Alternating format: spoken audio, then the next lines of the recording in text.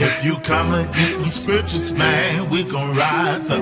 If you come against our heritage, we gon' rise up. It don't matter, anybody get it, man, we gon' rise up, rise up. We rise up. If you come against the king, man, we gon' rise up. If you come against our Elohim, we gon' rise up. It don't matter, anybody get it, man, we gon' rise up. We rise up, rise up, and rise up. Oh me, oh my, atheist tweeting OMG. Life came to a main thing is going to get together, so brothers to get to know each other and fellowship with each other. Because in the end, man, we're going to need each other, so it's extremely important to, build a relationship with each other now, exchange phone numbers, and then build that kind of firm foundation. Because, you never know when we're going to end up needing each other. That's right. And sometimes, you need another brother to talk to. You have your wife and different ones like that, but then sometimes you need to hear from a brother perspective. Because a lot of times we might be all dealing with the same thing, but one thing about men, sometimes we're afraid to express ourselves.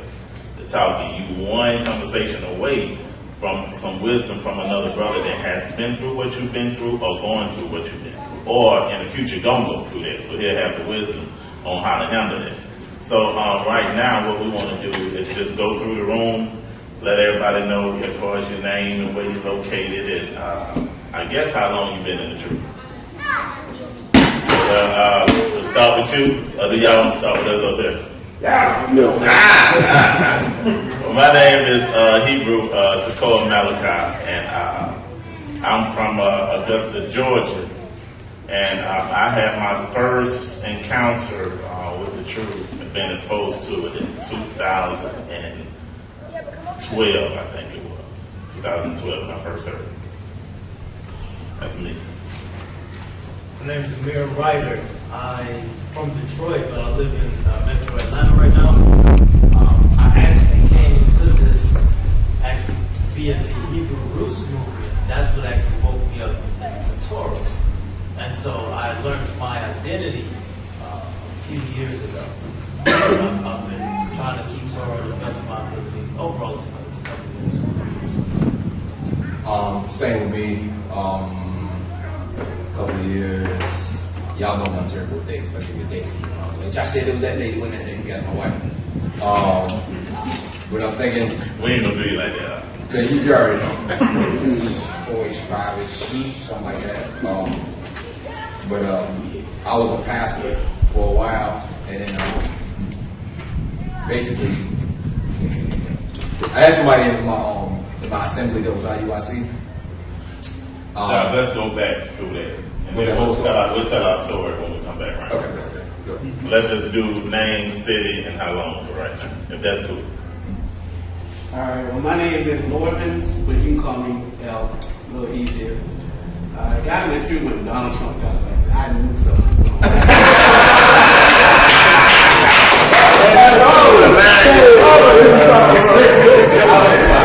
I mean, my wife is kind of dedicated to it a little bit, but then when he got elected, I'm like, this can't be right. You know what I mean? So I'm like, looking and searching, like, everything is wrong. So that's kind of how I got into it.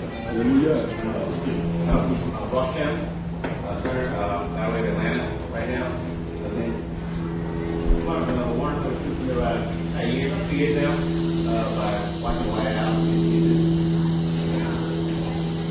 About the same. Quentin Hopkins.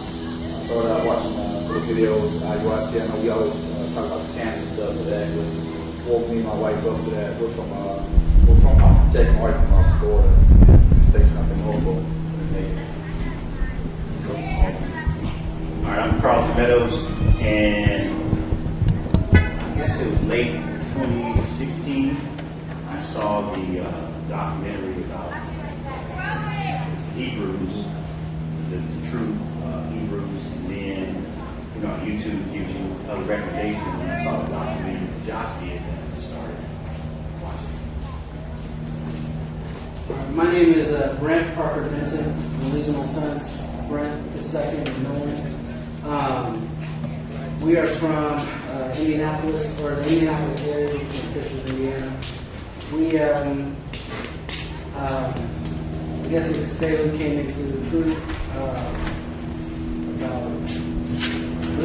April, May. My mom had been practicing Torah for a little while. My aunt had been practicing Torah for a while, years. I've been studying scripture. I had some relationships with some ISUPK camps in the area. I've been studying scripture, and my mom actually sent me a video. I think it was Esau Curse 3. She sent me that because there were some questions, some stuff that I was discussing with her when I was studying, and that video hit some of the stuff that I've been asking about and I've been researching. She was like, this might have some answers to that. It really kind of blessed me with the whole family doing Torah since. And Ben, Junior, I go by Benjamin, but in my town, I live with a lot of hillbillies, and I stick with my government name. And, the reason why I got into it, I got post-traumatic stress because when I was living a life, and I kept getting laid down. I had to do something different, I found my purpose. I didn't know what my purpose was at first, and I saw some videos. It wasn't the right people I saw, but they got me to the right place. Right. And that's how I got into it. 5 years, not strong, 5 years, 2.5 years strong. The rest was kind of researching, for 5 years total. All right, older guy from Hampton Roads in Southwest Virginia, Virginia Road. You know what it said, right? About 4 years, and believe it or not, I was studying on my own. I didn't have a whole lot of brothers to relate to, but I was seeing scripture. My mother's an apostolic minister. I was showing her things that she wasn't giving me answers to, and then, one night I was like, you know what, Mama, I think we hit. And she didn't say nothing, so I went to Google and found all y'all.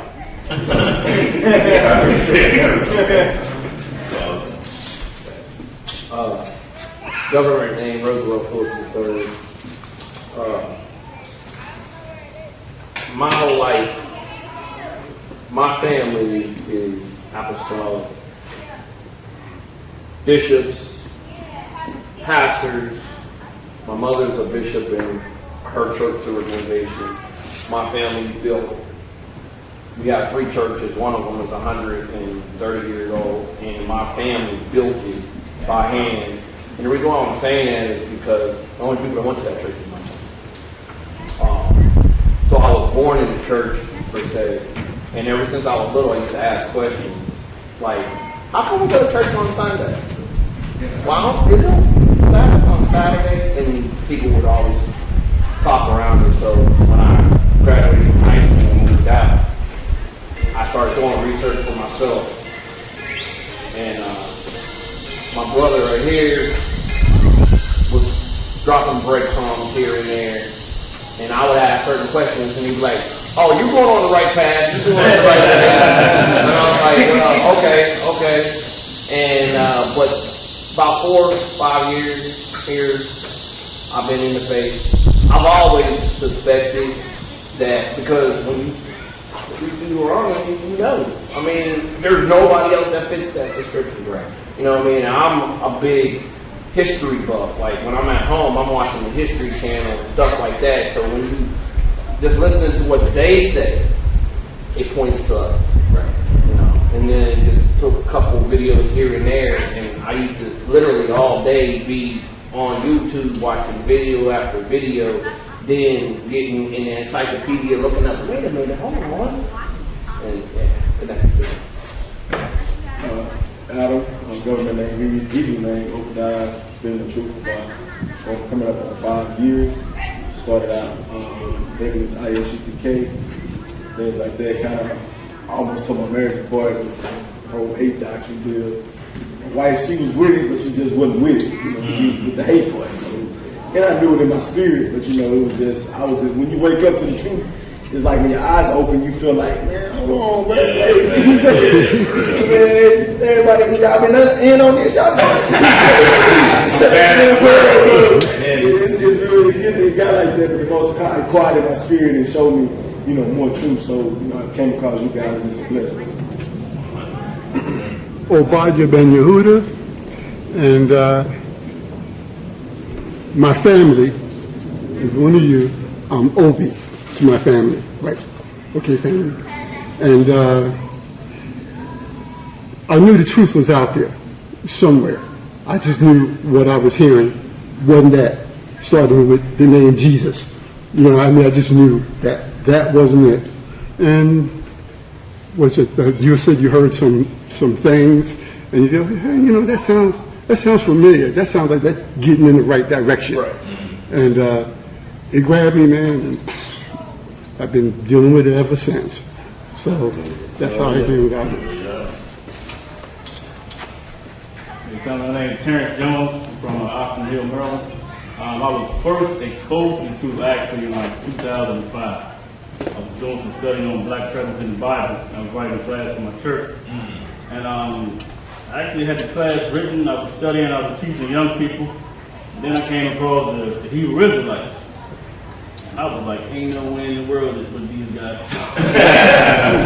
Costumes on and get up, and I was like, nah. So I actually had all those books like from Babylon 10:2. I had all these books, and at the time, my pastor, he wasn't trying to continue with the class, so I just kind of put everything on the shelf. Then probably about a year later, came to the truth, and it was like, wow. Left all those books off, and praise the Most High. My wife was able to get on to it. What was that again? It's been on ever since. Going on, man. Jones. Yeah. My brother right here. Been in the truth about a year. Ever since I was young, I always knew there was something special about our people. Just really put it together. Of course, we was raised in church, you know, Baptist church. And, you know, when I got to like 18, I really didn't go to church. Turned into, you know, my mother's death, kind of upset with the Most High at the time. Eventually, I knew I had to get right. But I just couldn't gravitate to bring myself to come back to church. You know, I started asking questions like, most how what's going on? I want to serve, you know, but what's going on? You know, finally, brother had brought paper on. He brought to my attention, you know, breadcrumbs, and he started telling me about the curses. It's like the moment he said that, it's like something clicked. From that moment right there, you know, watching videos, the brother was putting out some, you know, some lessons, and been in truth now for a year. Also, you teach, bro? Where you located? Maryland. Maryland? Yeah, actually, I forgot when you came up to Ark of Israel. Oh, yeah. I know y'all look familiar, man. I can put it together, but yeah. My name is Earl Thomas. As of yet, don't have a Hebrew name, but after the immersion and baptism today, maybe you brothers can help me come up with one. For me, I was playing professional baseball and ended up hurting myself, channel rotator cuff, which kind of ended my career, and I was battling some depression at that time.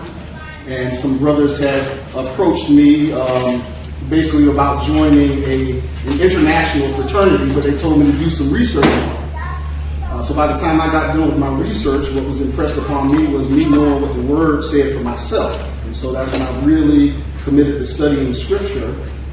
I moved back to South Florida, Delray Beach, and was active with my church, armor bearer from a pastor, taught Sunday school, taught Bible study.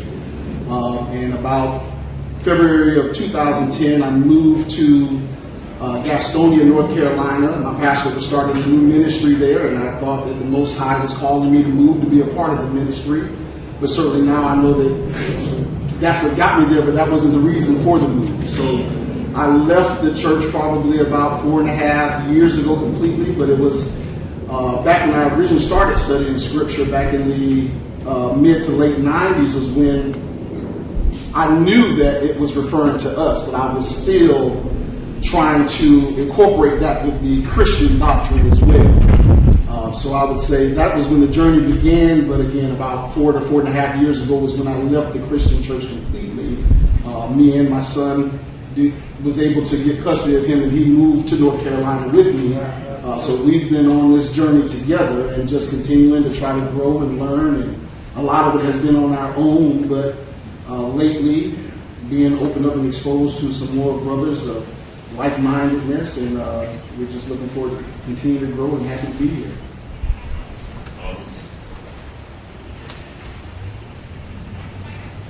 Man, you just told our story. I'm Josh. I'm from Dallas, North Carolina now. I've only really been waiting for the truth for about 2 years now. That's good. How old are you again? I'm 15. Boy, you a defensive end. That's what everybody says, but he's actually a musician. What you play? Everything. Really? He plays about 13 instruments. I'm sorry, he's man. He had his immersion in baptism. They don't let him speak for himself. Go ahead, King. I just play like 13 instruments. You specialty in all of them? What's your main specialty? All of them, really. I don't move on until I perfect one of them. Another time you come something here. Let you loose. Get with your mouth. So my government is name is Johnny D. I'm from Delray Beach. Grew up with my homeboy right here. I was saved in one of them churches that I think is similar to what you talk about, bro. So I relate to you on that level, man. The guerrilla warfare type church. Yeah. So I grew up like that. And was saved at the age of 10. Was preaching sermons at the age of 13. Right. And you know, you see a lot of stuff when you grow up in church like that. A lot of things that you shouldn't see. So kind of moved away from that and started doing my own thing as I got older. And just sought my own relationship with the Most High. So it just happened to be that I see my brother here just going hard on Facebook every day, man. It was just something about the stuff that he was saying. Like one time I thumbs up him, and the next time I let him, like, man, what you talking about, man? It is 3 days if it's Sunday. So he just kept hitting, man, and I don't even think he knew that he was speaking to me, bro, but he was. So, you know, I thank the Most High for him, and I thank him all the time for being a lion out there. You don't know who you reaching. You know what I mean? You don't know who you aggravating the hell out of. But it caused me to go and say, all right, I love my brother, so I'm going to go research this and prove him wrong. Yeah. And when I say research, like, I go in, man, like, yes, he does.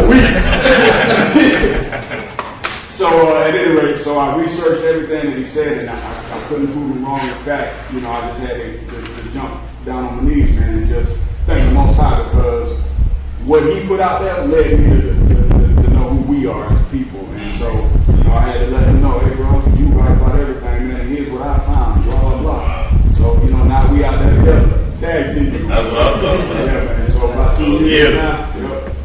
And thank you for it. And where y'all at in Florida again? We South Florida, Delray Beach, so we like in between West Palm and Miami. And I'm in Dallas, North Carolina now. Yeah. Oh, okay.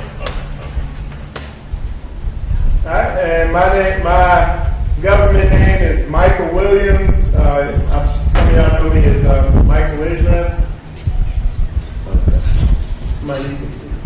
But I guess y'all know me as Michael Israel.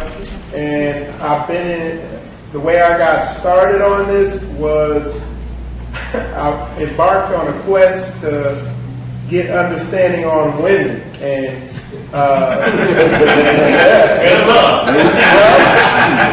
I did have one. I got understanding on it because I thought that was what would bring fulfillment into my life.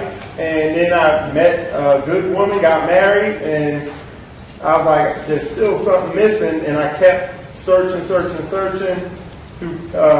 Christianity, because I was raised in Christianity. And the deeper I searched, the more I'd find, and it was like every couple months I'd find something that would shock me, like that the Catholic Church was wicked and all that stuff like that. And then one day I stumbled across a GOCC Elder Carr video, and that kind of is what brought me into the Hebrew Israelite thing. So, yeah.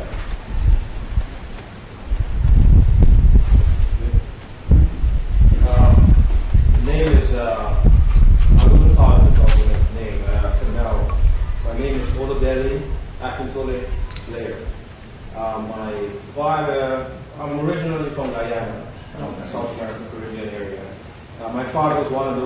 realized that folks in the neighborhood that usually come to him to name the babies. Right? So we have these books, and we would, at that particular time, we call these African names. Right? It's only 13 years ago, I was in New York City, and I met a Nigerian woman, and I introduced myself, and she told me that I was pronouncing my name incorrectly. I was wrong. Right? She said, instead of Olodele, it should be Olodele. Right? And then she broke it down and she gave me the meaning of the name, and I gravitated to it. It is first child alive, uncommon state, the wealth is common, brave man. She really went in on this, right? And in my case, I was what should I say? My mom lost 5 kids before she got to right? So I was that did no wrong kind of child, So the name that they gave me kind of reflected, the way I came into the world. I grew up most of my life as a Christian. I always had an ear for Black history. In Guyana, we still deal with some form of racism, because in Guyana we have 2 main races. We have the descendants from India, right, which kids went to Guyana as indentured laborers, and the blacks when they are slaves. So after the colonial South, we still have to solve the fight. When I came over here in 2002, I reside now in Kissimmee. At college, the Hebrew Israelites, sometimes after college, they'd be walking down the road and they would meet these guys. Most of them was from Harlem area, right? And one of the things that impressed me with these guys is that they knew the scripture. And that is something you don't see in the Christian church. Right? Everything in the Christian church is more or less applied by the scripture. But these guys, they went to book, chapter, verse, and history. Right? So I was always attracted to that. But jumping forward, I ended up working with, as I was telling my newfound friend, I ended up working with the Hasidic Jews in New York City for 7 years. And I got a really neat look on the inside of how they operate and the kind of social structure they have set up. They are well protected. They embrace the scriptures and the teachings. It's the center of their life, right? As in connection to that, business also is connected to that, right? That was a great experience, but at the same time, I was into documentaries, looking about African, history and all sorts of stuff. And one of the things that always bothered me, you talk about the continent of Africa, but you show me only white folks, right? Jumping forward, after some spiritual experiences and so on, I ended up went back to school, thinking that maybe this is what I should be doing. I went to study a master's in theological studies, but by then I had so much information that was withheld from us as a community of people. I felt as if the studies at the college, it was just another doctrine. Let me put it that way. It was just another doctrine, right? And even after the textbooks and the material they would use, it never projected us in any shape or form. I mean, all the way, So I began to question myself, why would I be dealing with this when I have the obvious truth? Because this truth is more or less obvious to me now. So I was like, you know what? I just left, because I realized that I would be investing time, money to get 10% of the truth. And I was like, no, I'm not going to do that. Moving forward, the intent is to, keep seeking the truth, do the research, right? I like school, I like the academic approach, I like being in that particular arena. So for me right now, I'm going to continue pushing forward. I didn't hear anybody mention anything about their wives or the other half. Right, but I'm not sure about this. My wife, she's a daughter of a pastor, and I have a hill. There's a hill to go over with that. She's not against the situation. She listens, right? but I have to remind myself that the Lord gave me X amount of years to even get me to that particular point. Right? So what I would usually do, I would give her the snippets of information, you know. But I'm just happy to be here. I discovered you guys online. I was watching GOCC, right? They did a phenomenal job in terms of bringing that particular amount of information that would make you think and realize that, okay, there's really something here. But it became a bit kind of redundant to me. So I started surfing the net and I discovered you first. And your voice was kind of... I listened a couple of times. I listened a couple of times, but I don't know what accent is. Whatever it was, great country, man.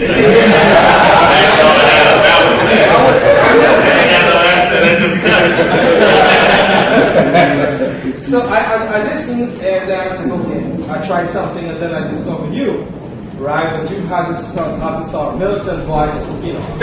I don't know that, but I guess maybe it was the devil trying to convince you, hey, don't look at these guys.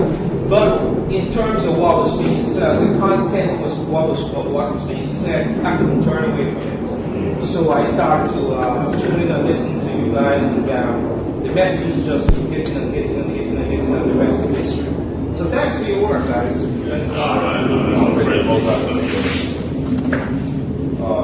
My name is Sean D. Originally from Flint, Michigan. Me and my wife and 2 sons live in Jacksonville, Florida now. Came into the truth in 2008.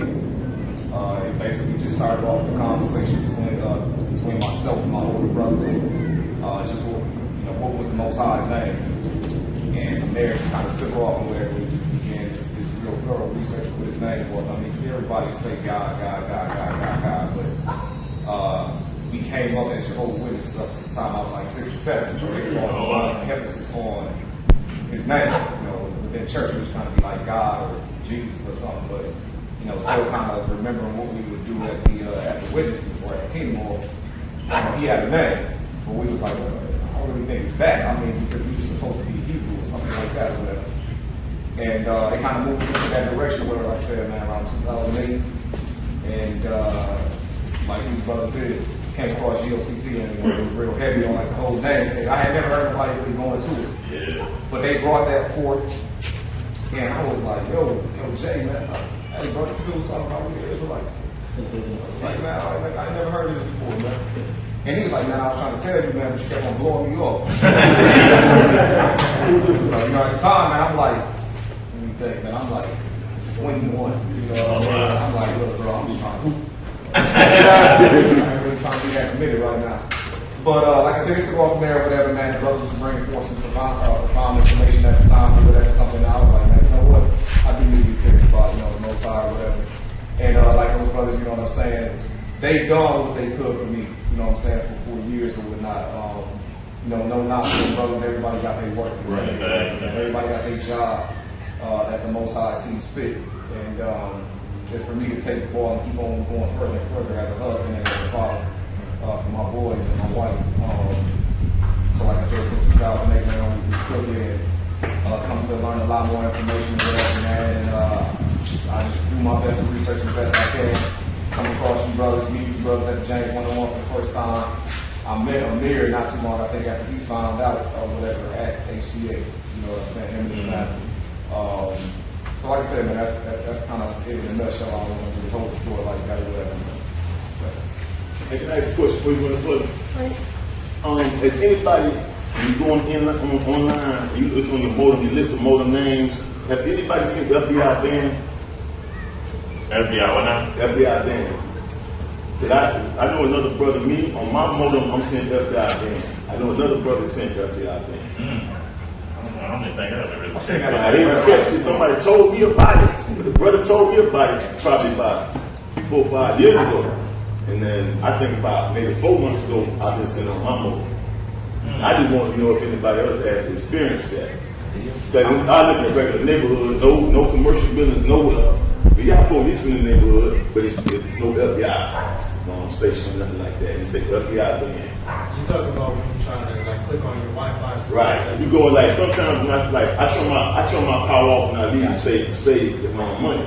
So when I come back on, sometimes it just don't jump on the right channel. So I look on there, and my wife one day brought it to my attention. She saw FBI van one time. The signal was real strong. Right. Now it's real weak. Like maybe I don't know. They got some checkpoint or something going on. But only it's always a brother.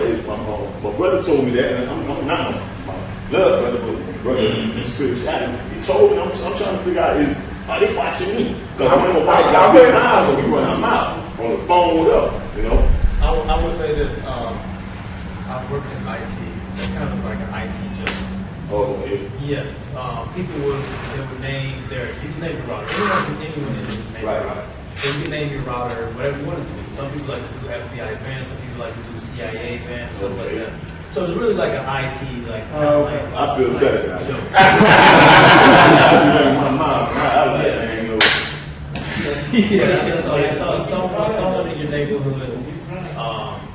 But they wouldn't name it FBI ban because then that opens them up to hack. They would actually block the SSID, which is what that's called. They would actually block it so that you wouldn't know that it's there unless you have like an SSID sniffer and stuff like that. And you can discover these hidden SSIDs. So they wouldn't actually name it that because that opens them up for people to try to hack their stuff. So it's IT job. So but don't be fooled though either, because a couple they approached one of the guys in one of these camps. The FBI did. The guy had got out the Navy. He had joined one of those camps. He had just joined, and his wife got sick, and he was struggling with money. And they were watching what he was doing, and they knew what he was going through. So somebody approached him, said, "We'll pay you $3,000 a month if you." He was, at the time he was in the ISUPK, but they were trying to get him to go into IUIC. So they don't think they ain't watching what's going on. They are. But they smooth with it. They ain't gonna be that obvious. Right, they're not gonna be that obvious. I believe all of us have a level of surveillance that's being done. Depending on what it is you research and stuff like that. You all have a level of surveillance that's being done. But like I said, it's not that obvious to where it says FBI ban. But granted, yes, the stuff that you research, it goes into certain files. So everyone who begins to research stuff like this. Yeah, they label even this setting would be labeled as a black extremist, in the fact that we believe what we believe. Right, but to say you already know they know we all here. But if you walk in this thing out of spirit and truth, they ain't nothing nigga. It don't matter. You ain't violating it. It don't matter. Now, one last thing on this. Last weekend or the weekend before that, we was in Sukkot, in Houston, and there was people that I was talking to, conversations. All of a sudden, when I get ready to leave, or when I'm back in Georgia, these people are on my people you may know list on Facebook. Wow. Didn't have communication with these people and stuff like this, but because we was in the same area and they picked up your voice and stuff, so now these people are showing up on my people you may know. So yes, there is the stuff that we have. All this technology is great, it's convenient, but yes, it is a gateway for other people to know what it is we're doing. Lamb back, turkey back. You know what they were saying like once you get the Facebook app, you know what I mean? You know, they pick up everything. They pick up everything that you do. That's the messenger or the actual app on your phone. When you talk about buying something, it's going to come over time. It's in terms and conditions. And they make the phones, you can't, the batteries, you see the phones they have that, you can't take the battery out. So that way they can be listening to you. There ain't nothing they can do to you though. My wife be actually going to my job. We're talking about it, something we want to eat for the night or somewhere we want to go. And the moment I, like sometimes Facebook can have ads. The moment I get there, there's nothing but the ads. And she a screenshot and say like, they listening right. And you can't take the battery out, so you can't. So if you turn the phone off, it still ain't on. Let me tell you what, if you really want to start getting their attention, they're home in on it. If you're teaching self-reliance and self-sufficiency, and you're not just teaching that, but you're doing it. one of the brothers that's one of my mores that woke me up, man, he has his own land. He got 40 acres of land, but they do everything. They got their own water irrigation system. They make their own clothes. They have their own vegetations. They also distribute vegetation. I mean, he's been completely opposite. They got their own pond, lake fish. I mean, completely free, man. And I ain't got no type of debt or anything, but he go around teaching that, man. And I'm talking about, we was at a meeting with him about 2-3 years ago. And he always have like helicopters and different things. They'll survey his land or always trying to do something to find some type of clause in his land to try to take it away from him. And man, we was there at a meeting. He has an informant inside the FBI that warns him about different things. So he was actually doing the teaching.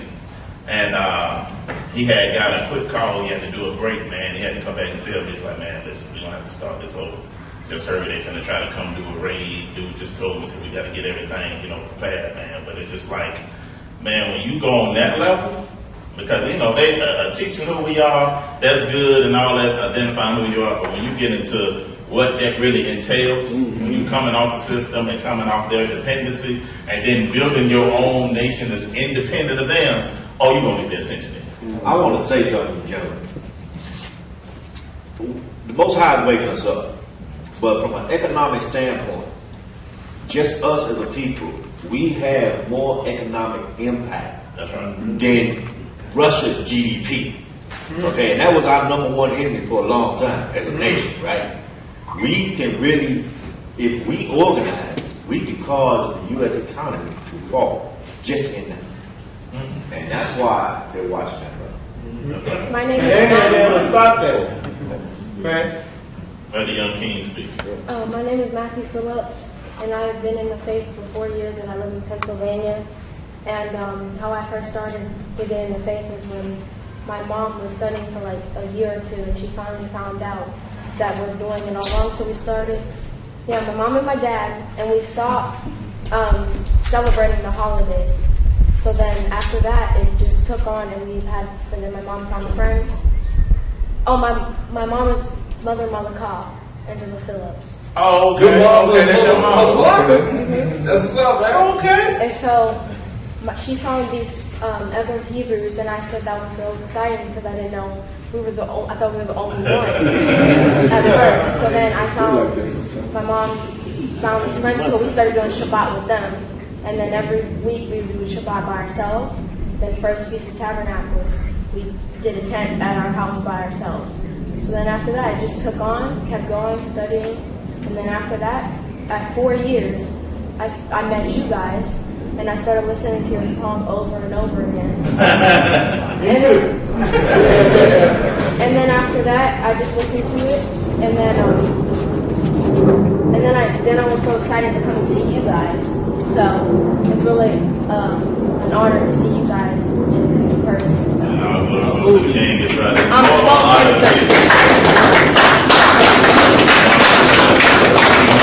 It's more of an honor to meet you because, in the end, it ain't about our generation, but it's our mandate to make sure y'all get it.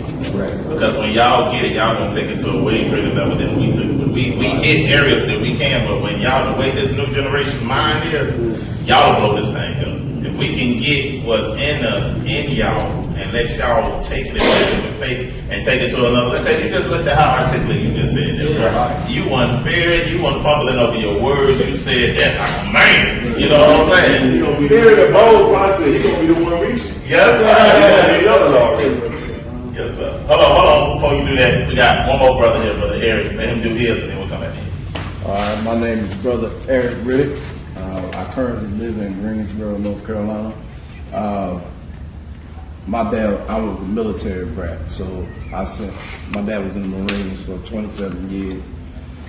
Lived all over, a lot of places. I grew up as a Christian. My father was a minister. Started off as a deacon, he was a minister. And I always knew the lingo. I knew how church was. I knew, because I grew up in an era where they have you stand up, memorize a verse in front of the church every youth Sunday. So I learned verses. I did actually read. It didn't hit until after I got to college. Well, actually, I was watching Malcolm X my senior year in high school. And I watched the scene where he hit that priest up and was like, you talking about your Bible that you read describes your Messiah as a black man, not this blue-eyed guy you got up here. I said, what is he talking about? So because I didn't like studying in school anyway, because I couldn't relate. The only thing I related to in school was about black stuff.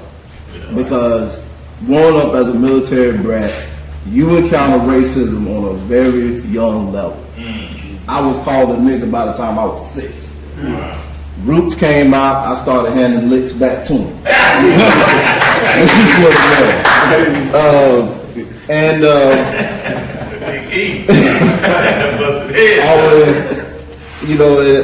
then when I got to college, I had friends, because they were talking to me about stuff, and I'd be like, well, yeah, I messed, because I was trying to find out how I could identify as far as my race. I believed in the scripture of the Bible, but I still was trying to find an identity, because based off of what I read and based off of what I see, it did not match. So I dabbled, I rocked with some of the Muslims, because they were brothers, and they will actually get you because all their references go back to the Bible. They never, all their references go back to the Bible. So I'd be like, all right, but Allah never talked to me. I rocked with the 5%ers because I was listening to the raps. That was the lingo, because I went in my little street thing. That was the lingo on codes of how you talked about what you doing, this, that, and the third. But they always would say the key thing was Christ was a black man. Christ was a black man. Christ was a black man. I said, all right, I'm going to really dig into it. So I started reading. And I went to discipleship training school. And I was reading, and I watched the movie Prince of Egypt. And for some overwhelming way, I know it was a cartoon, but when, at the end, when Moses stood on top of the people, I just wailed into tears. I said, what in the world? And I just said, it's us. And I started reading and things started clicking. And I went, and where confirmation came, because I had a lot of, I went through my rebellious stage with my parents. And I went to my father and I said, Dad, the first time I left the house, it was basically you forced me out, this, that, and the third. But according to the scripture, we were told that our people put blessings over their children before they left. And I said, Dad, I need you to pronounce a blessing over me before I leave.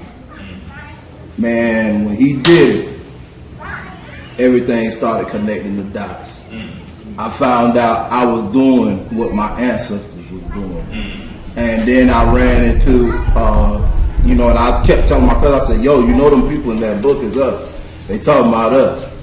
Then I met JT, Preacher, the Berean brothers. We were all in California together, and he was putting up Stephen Darby.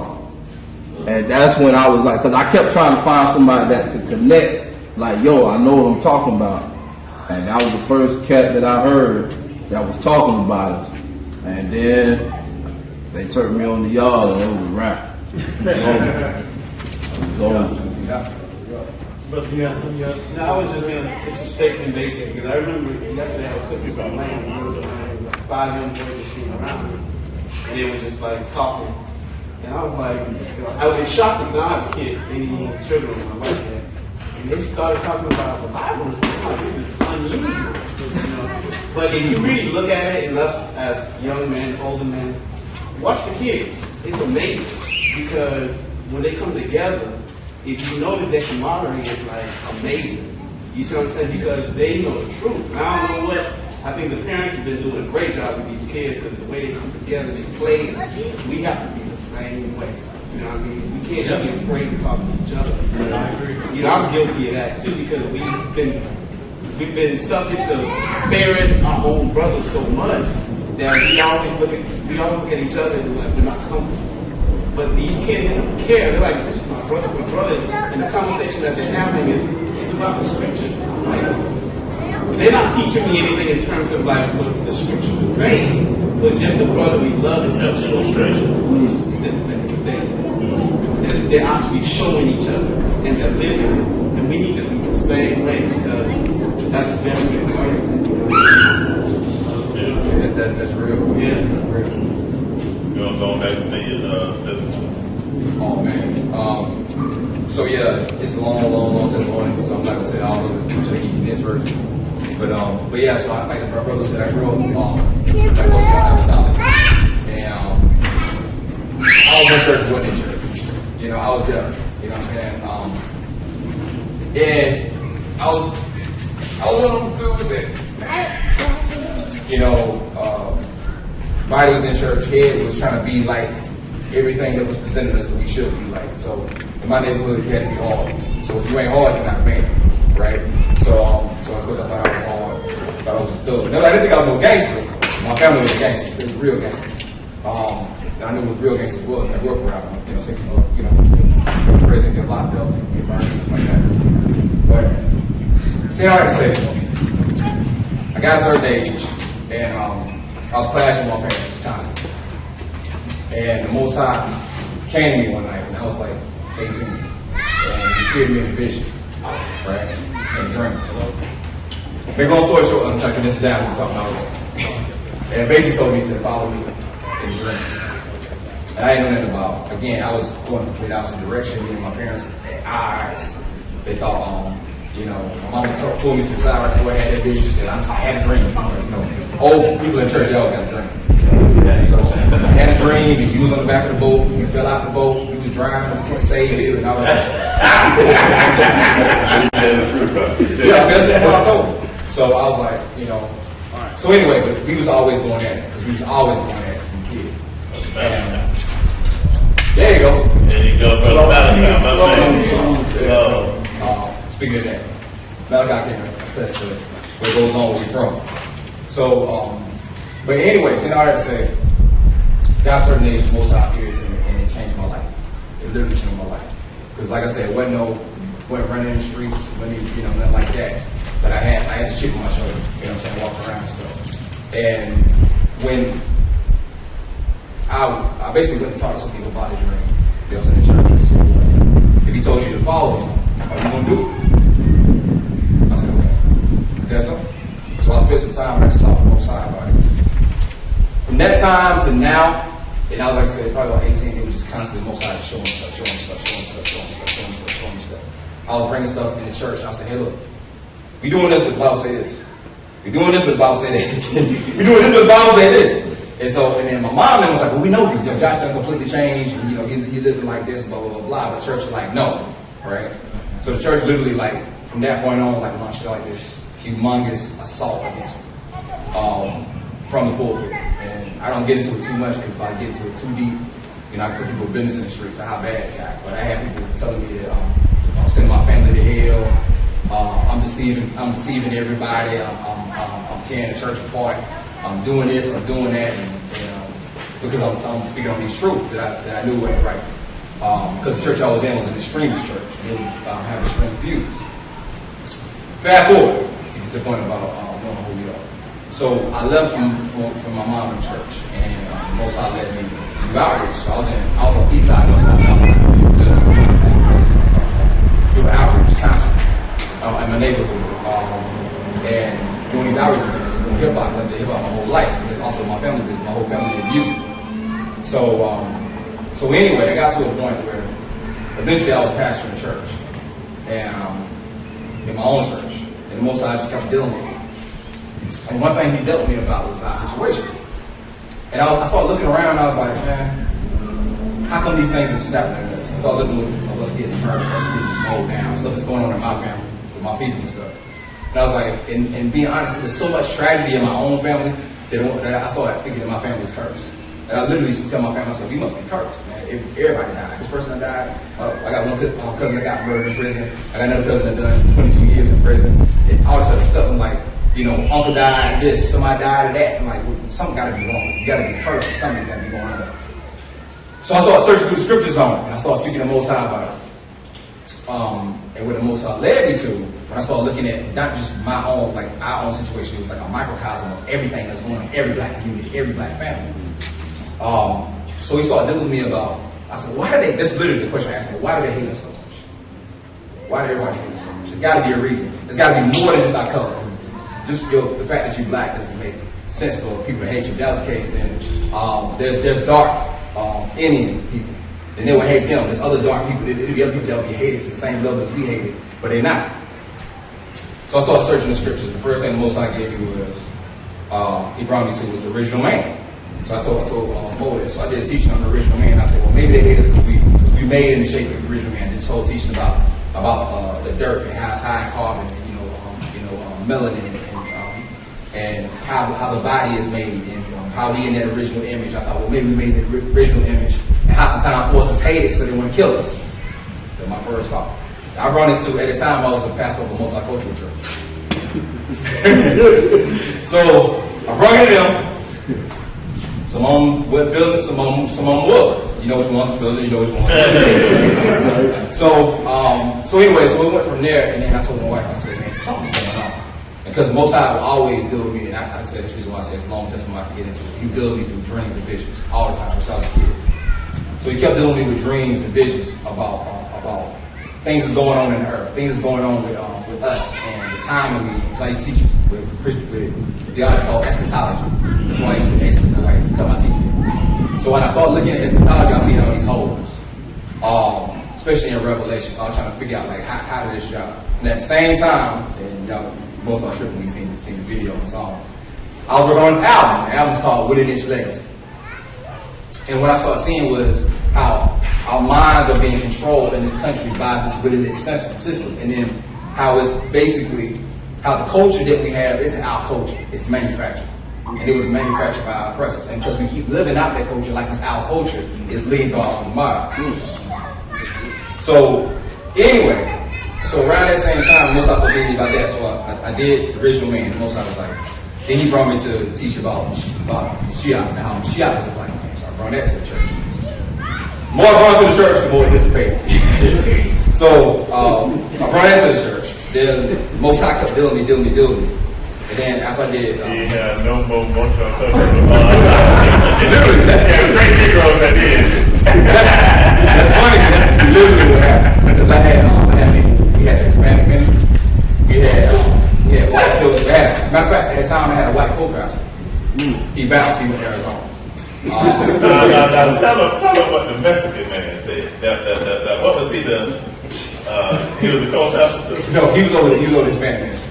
So we had a Hispanic pastor, so I brought it. As a matter of fact, I sat him down and I said the other co-pastor, the white guy down. And I said, I'm going to show y'all this when I find out about us. Because it was a step process to get there. Man, I told him about all that. He go to Arizona. Now all of a sudden the Hispanic guy was like, yeah man, I'm at the leave, so I gotta go down and check with my green card, so and I was like, oh, for real? I said, yeah. I said, how long gonna be going? Man, about 6 months still. I said, well, your family gonna stay here, right? So they can keep them. No, man, like, I don't think they're gonna be able to stay at all, you know? And I was like, oh, really? He's like, yeah, man. He's like, well, I really appreciate everything y'all done, man. Because they didn't have nowhere to, we brought them in to be a part of the ministry. They had no way to worship for it. I said, oh, for real? So you gotta go back? I said, yeah, man, I gotta go back to Mexico, man, get that straight now. I said, man. I said, we was even thinking about trying to raise money to help them get there. Man, about 3 months later. This before we converted completely over, right? I knew this place that had baptism. They let us use our baptism. So we would go into their building and use their baptism. So we walked into the baptism of who there? Here. I'm like, hey man, what's going on? No man, so we trying to get that straight down and everything's like it's fine right now. Oh really? Okay. This just went ghost. His whole family, everybody left. So anyway, I'm trying to make a extremely long, so I'm leaving out major chunks of this story. So Yeah, so it went from Most High dealing with me about the original man, for him dealing with me about the Shia. And then the last teaching I did was about the Jews. And Most High had dealt me about the Jews and how the Jews are not the people. So I did this whole teaching about the Ashkenazis in church, bringing it up. And most people like understood it. And I was like, okay. And I even brought in the Philastia Jews. I said, well, the Philastia Jews are probably the original Hebrews. Now, what I didn't do was say that was us. Because I didn't think there was no connection. When I hear Ethiopian, I'm like, I'm not Ethiopian. I know for sure I wasn't Ethiopian at that time. So I said, well, they can't be us. We're some other type of nations. So I figured when you do research about, they're trying to say that certain West African nations been there for 6,000 years and stuff like that. Depending on, like, you read National Geographic and stuff like that. So I kind of just took it to that. And so, at that time, I'm trying to give you everything. The Most High had dealt with me about, man, how did you get it? But anyway, so I had this conversation with my mother-in-law. I was with my mother-in-law. I told her, I said, I believe that something is going on. There's a shift happening with black people in America. When I told her that, she said, Josh, she was still in church at the time. She's like, I had a dream about that. And she said that Most High had told her, she didn't call it Most High, because of the church, that she said that God is going to entitle the blacks, and no longer will they be held down. She said, Josh, I have no idea what that means. We just bouncing off each other. I said, all I know is something's coming. So, still doing my research. Now, at the same time I still had this church, I had a mixed congregation. One of the guys in my congregation was IUIC, going back to what I was originally trying to tell y'all. So, the IUIC dude is in my book. And I just had the teaching of the original man. I did a teaching on Mashiach. Mashiach was a black man. Then I had a teaching on the Ashkenazis, how they wasn't the people. But I never stopped to ask who were the actual people. I just kind of left it at that. So he comes to me one day, and he's like, hey man, I'll show you something. Man, you be on that stuff, you be teaching about all this other stuff. I'll show you something. This is going to blow your head. Now come on, I'll show you something. I said, okay, what you got? He said, man, you got to stop dealing with that white pastor. I said, okay. Why is that? He's like, they mark the beast. I said, say what now? He's like, they mark the beast. I said, the what? The white man is going to mark the beast, man. I got some videos I'm showing you. The white man is marking the beast. I said, the white man is marking the beast. He's like, yeah, man. I'm gonna tell you, I got some videos. I'm gonna show it to you. I was like, okay, what else? Send me the video. So he sent me IUIC. And he sent me a video talking about how the white man is the devil. Basically, the whole show IUIC, white man devil, white man devil, white man devil. And he didn't get into the point about who we actually were. That was like a side piece of the information. The original, the meat of it was white man is the devil. So, and white man market beast, I'm sorry. So of course I busted it up in 2 seconds. I started rattling off scripture saying, no way, the white man is the mark of the beast, according to the prophecy. So I started rattling off what I felt like he was trying to bring to me. So he said, nah, man, you got to come. If you can talk to the elders, they're going to show you what's going on. I said, well, I'm not going to talk to the elders because they don't know what they're talking about. So anyway, we went back and forth for about a week. And so I dismissed them because he came in with the hate. I wasn't trying to feel that I wasn't hearing it. The crazy thing is, like I told him before, the only camp that I knew about was ISUPK. Because I knew about people claiming they were Israelites. And that was it. I didn't know about IUIC, I didn't know about GLCC. I just knew that there was groups in New York who claimed that we were the Israelites. So I told him about that, and I even actually attribute him to, I thought he was ISUPK. I didn't think he was IUIC at that time.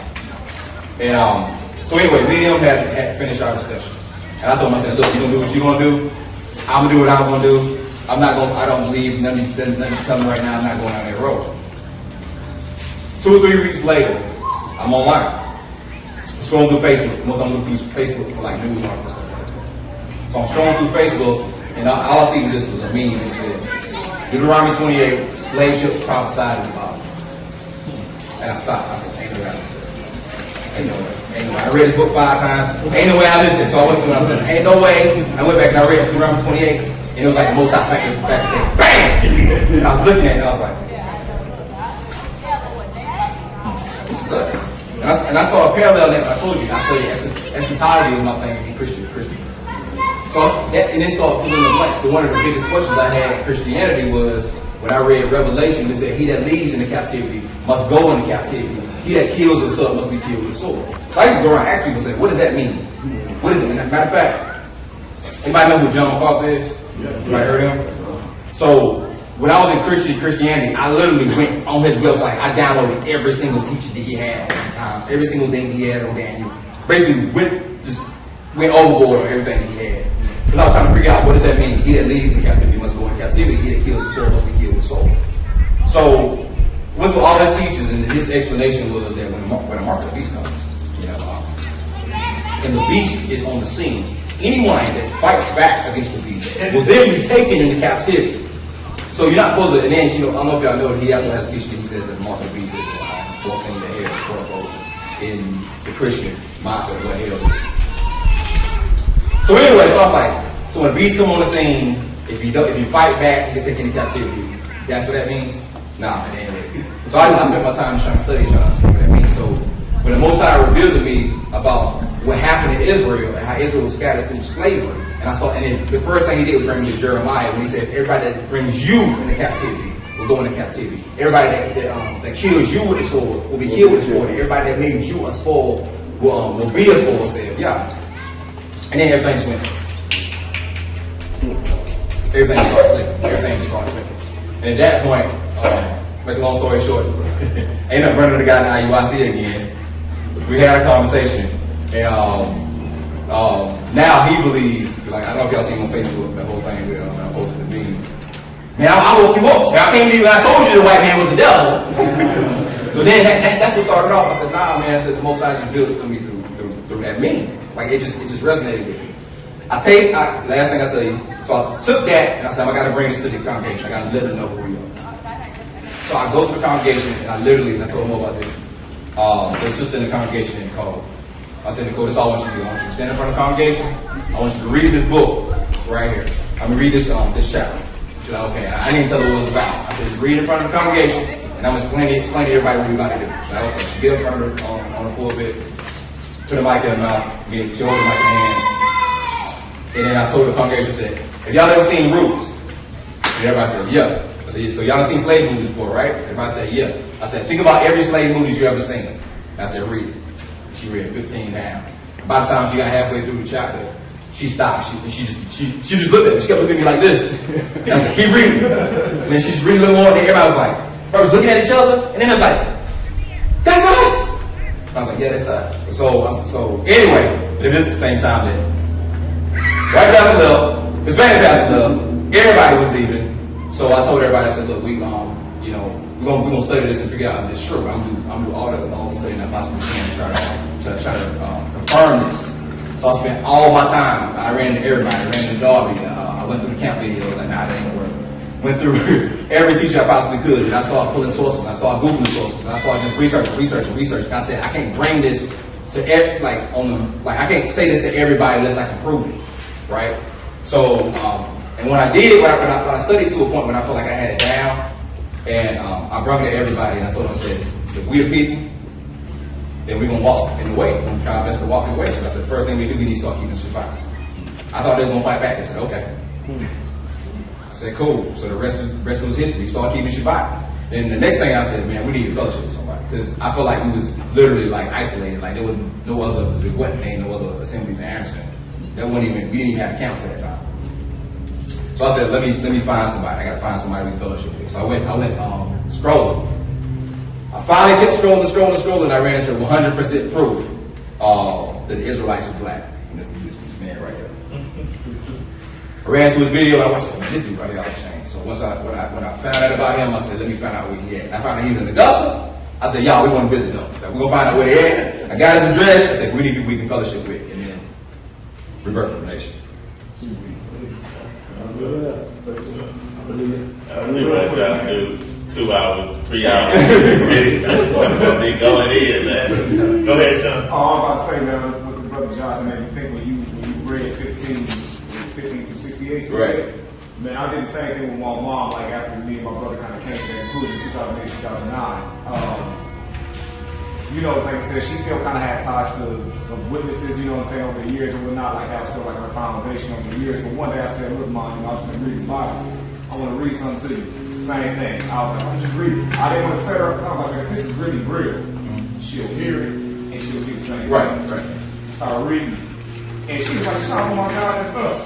And I was like, that's got to be real. You know what I'm saying? Right. we talk about at the time, my mom's 72 now, so we talking about what, 61, 62 years old? You know what I mean? Yeah. I read that to her and she was like, oh my God, that's us. And like I said, the only reason she ain't here at Sukkot today or whatever, man, because like I said, she's 72 and she don't move like she used to today, right? You know what I'm saying? She wanted to be here or whatnot, man. That just made me think of that or whatever, man. That's powerful, man. That was powerful when you get those conversations.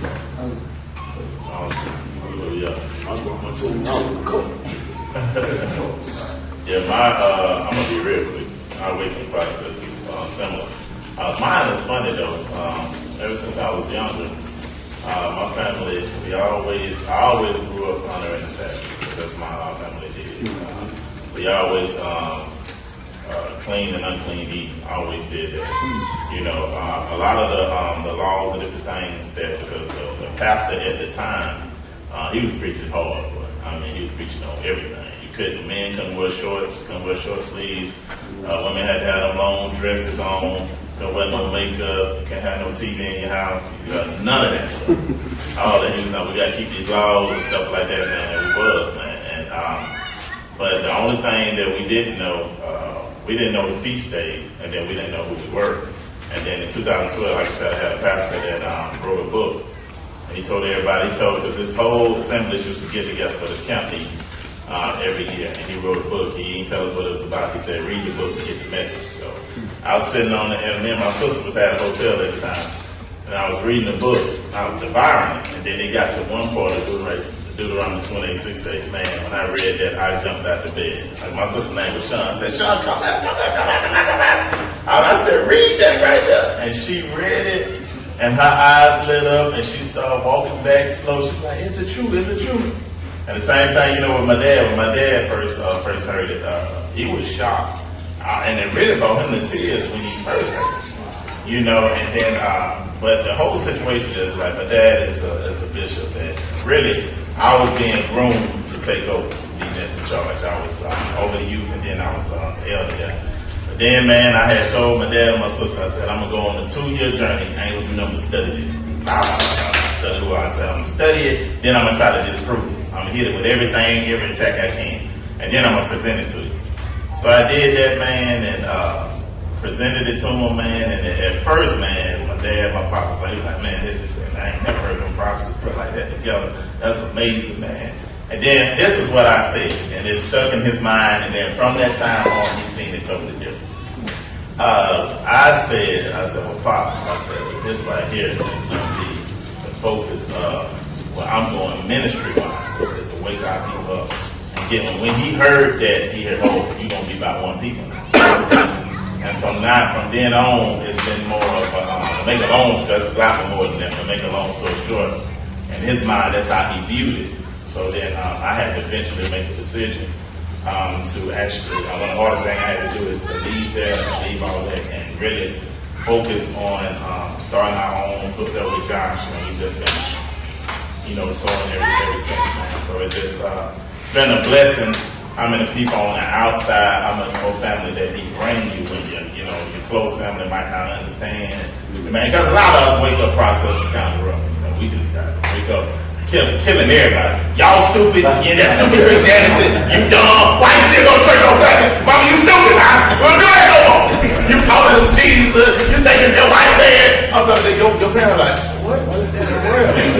What's going on with him? I'm talking about we go in. Because it's like when you find out it's the truth, and then when you find out you lied to it, then you go back and research slavery to the day you looking like.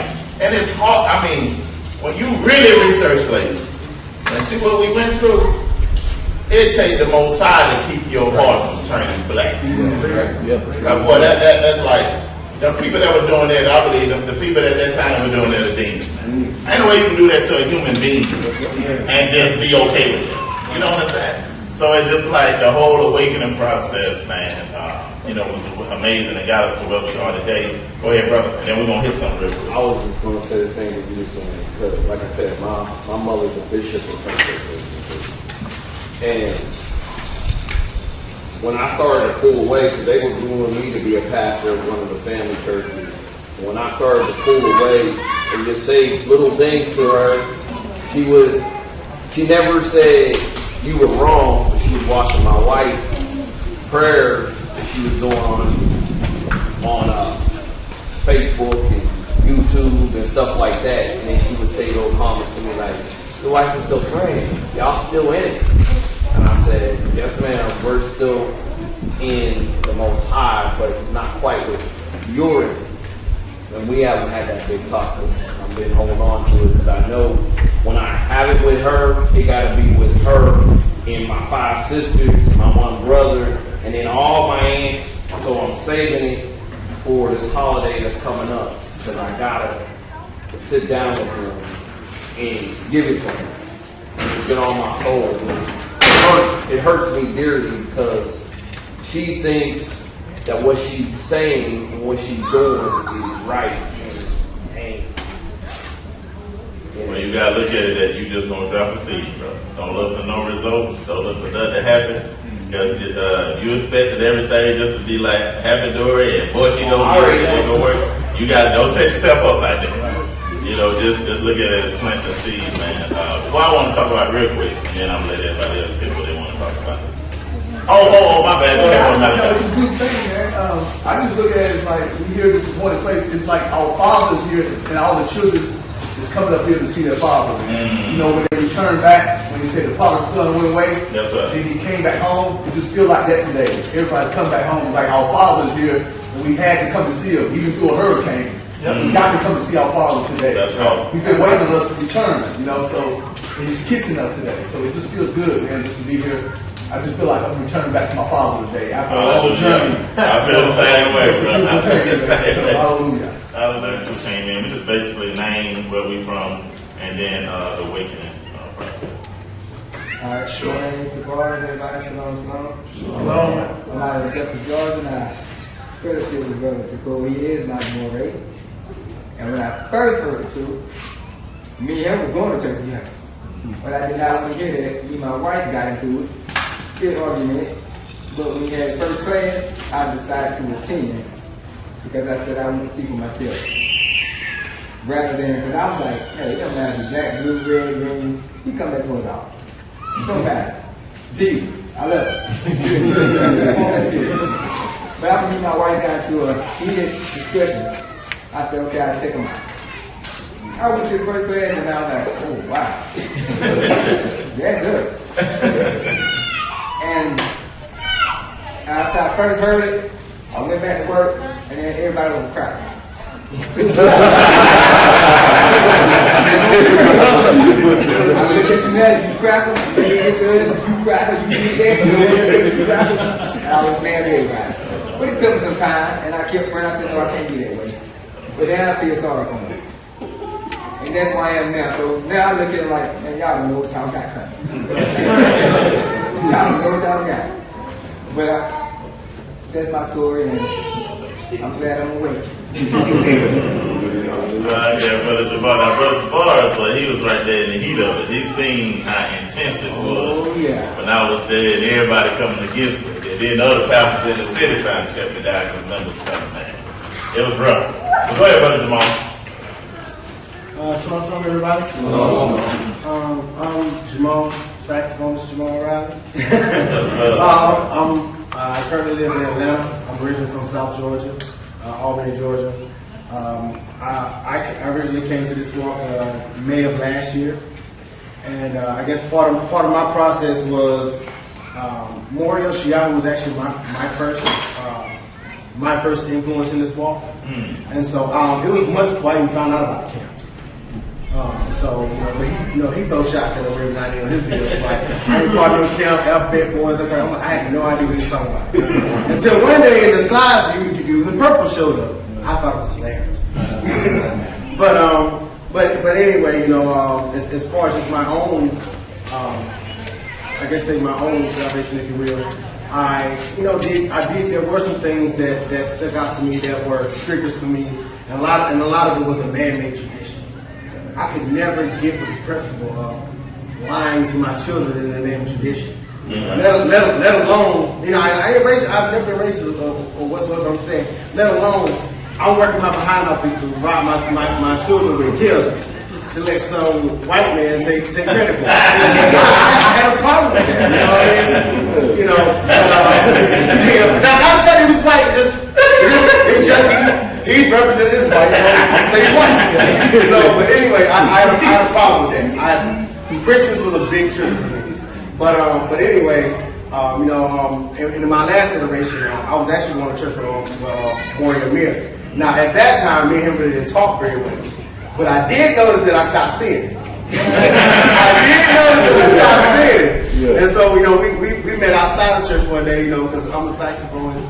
I need some photos done, and he needs a photographer. So I was like, hey, man, let's get up, do some photo shoot. He's like, cool. I was like, and I just think it just dawned on me. I thought maybe, because I travel a lot, I thought maybe I just didn't miss it. I know he actually left church. I thought maybe, you know how you keep passing by people. I thought it was one of those things. We playing phone tag or something. No, it was like, he's like, yeah, I haven't been to church in a while. Let me stop playing. I ain't coming back. I was like,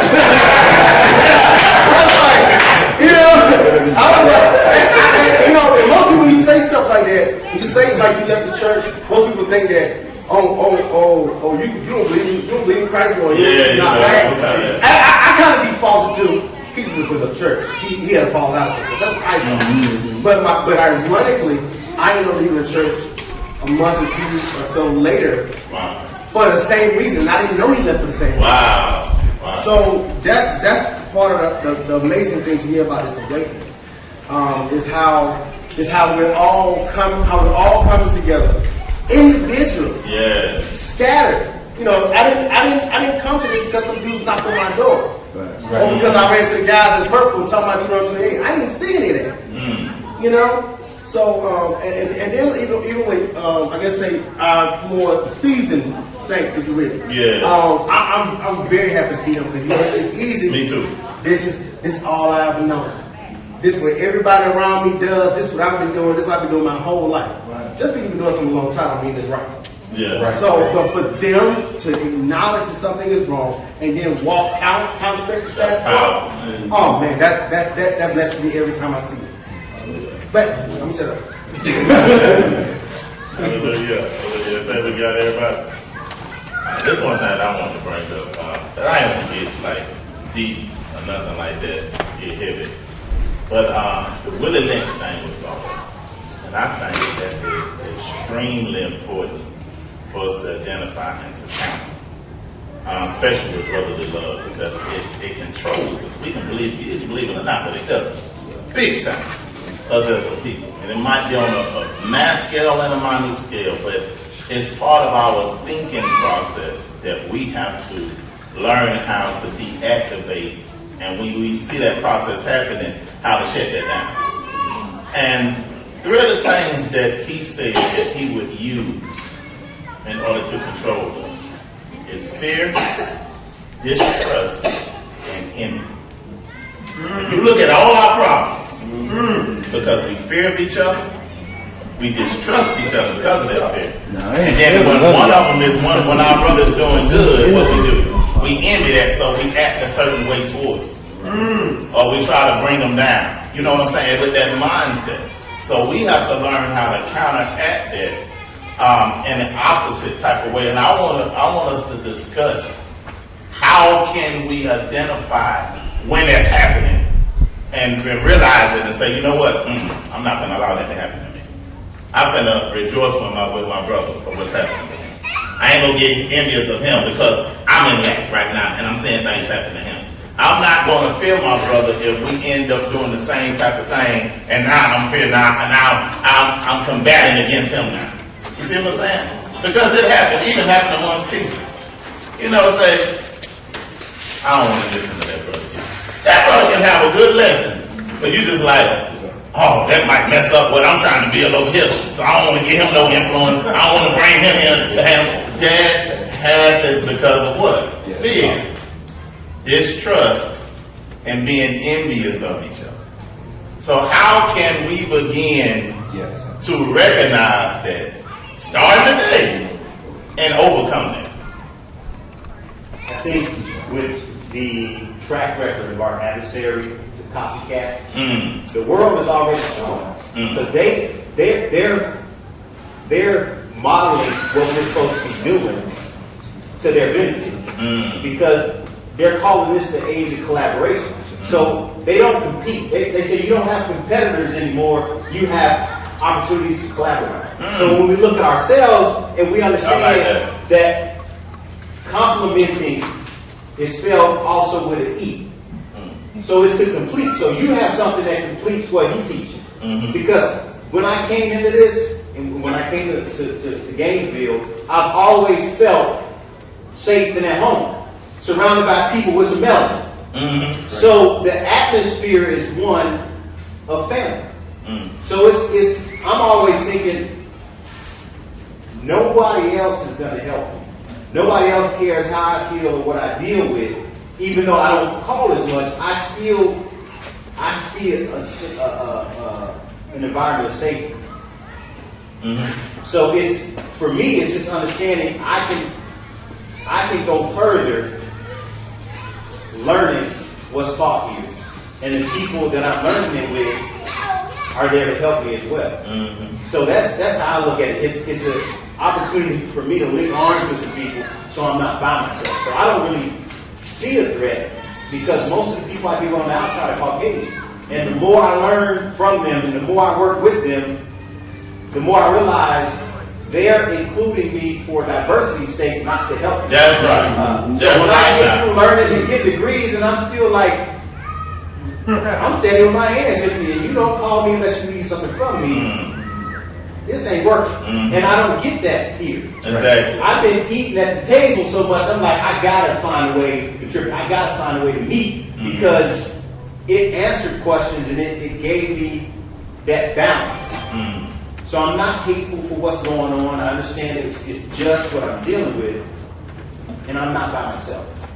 I love that though. You said opportunities to collaborate rather than compete with each other. Because you look at us for your field, we all got different teaching styles, but they still complement each other. But then you have people because of that mentality. We had one dude, man, putting stuff on me and Josh Page, talking about, oh, look at them now. They got something going on between them now. Morris and MJ, Morris and John Jones teaching the same place no more. I knew something was happening. I knew what was going on. They don't fell out. They don't see the same place anymore. Find a reason trying to find a reason in order to divide, rather than looking at, man, let's complete each other. Go ahead, my brother. Man, it's just going off what you're saying. When I think one of the biggest things that I've seen whatever, within this 9-10 year walk. I think the Most High laid it out pretty clear, man, when you just look at the Torah itself and how he governs a community of people.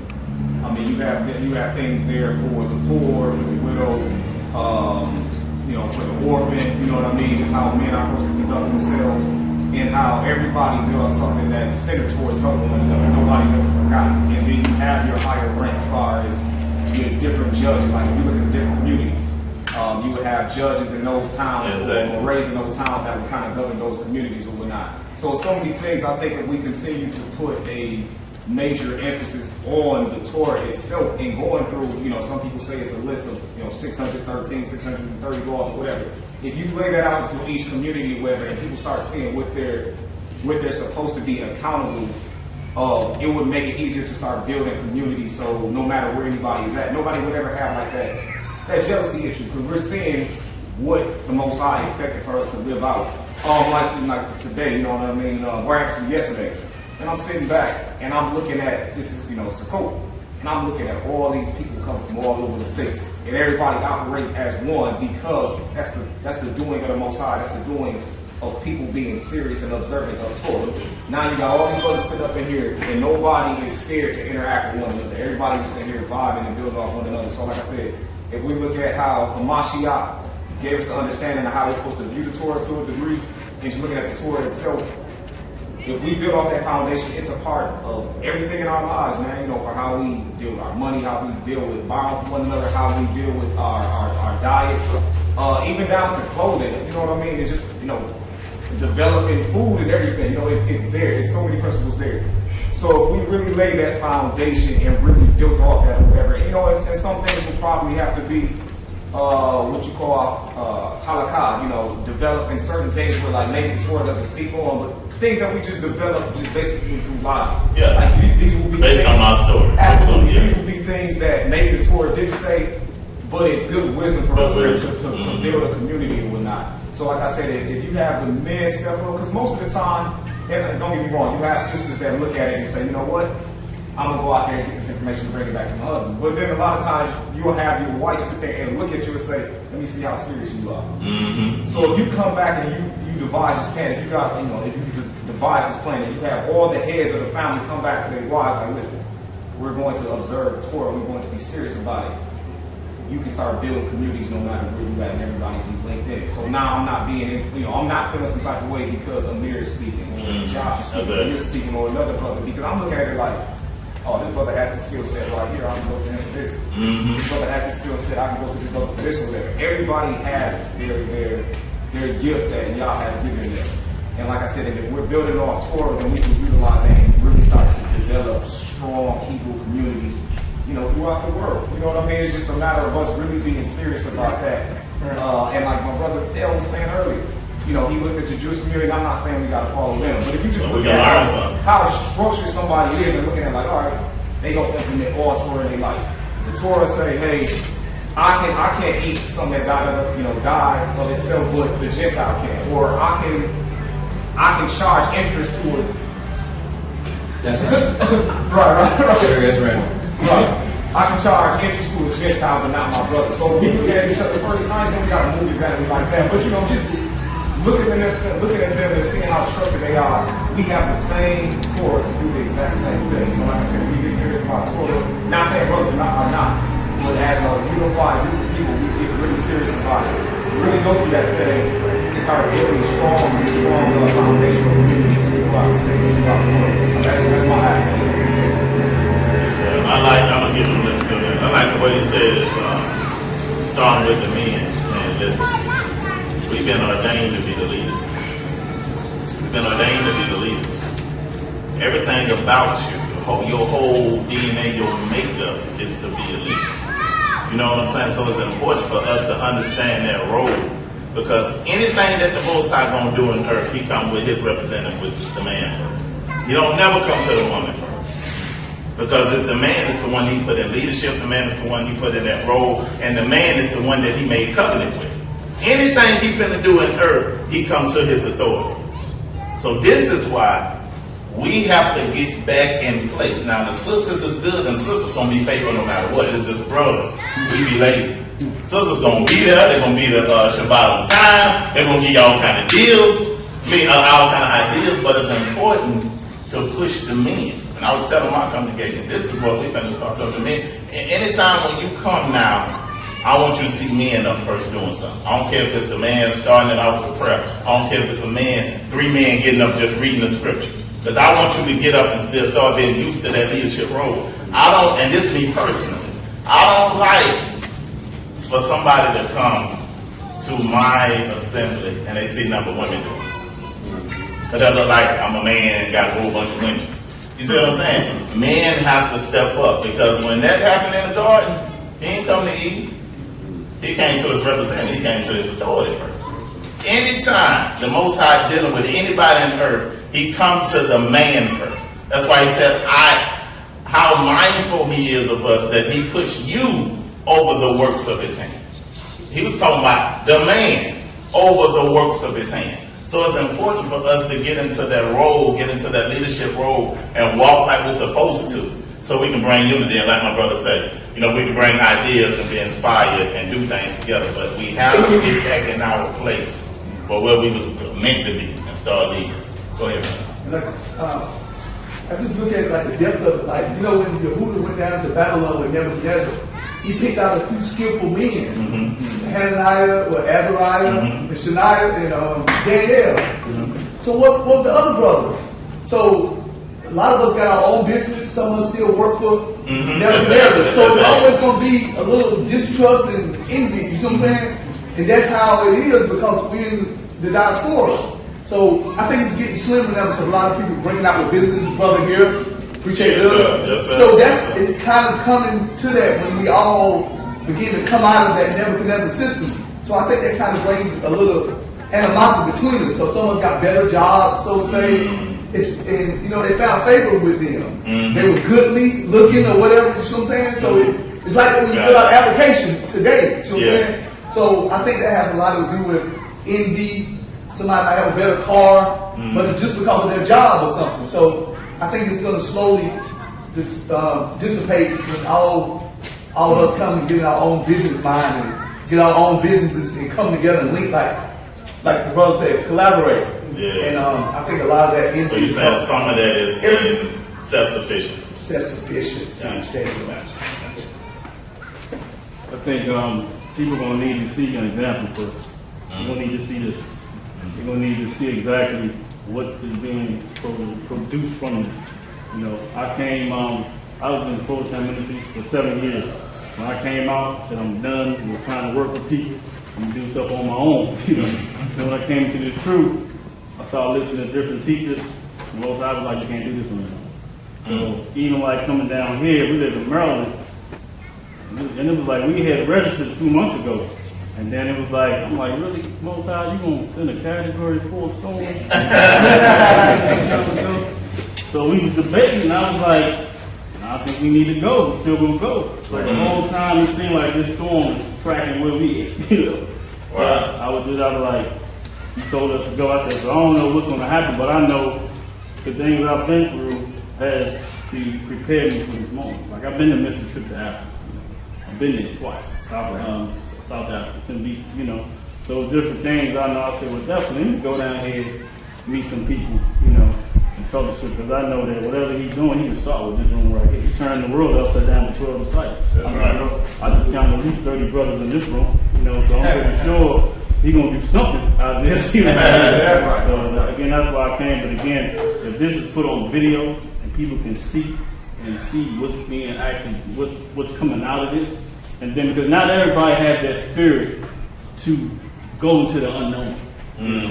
That's how he made me. He said, I'll go down there and don't know about it. But most people need to see it done first. It's like when they came out of Babylon, you had your first wave. Then you had your second wave. Then you had your third wave. This is the first wave. That's good, brother. I think one thing from my perspective that we could begin to implement, I know I've personally started to do it because I've realized that just because you know something and you study it doesn't mean that it's become a part of you. It doesn't mean that it's second nature yet.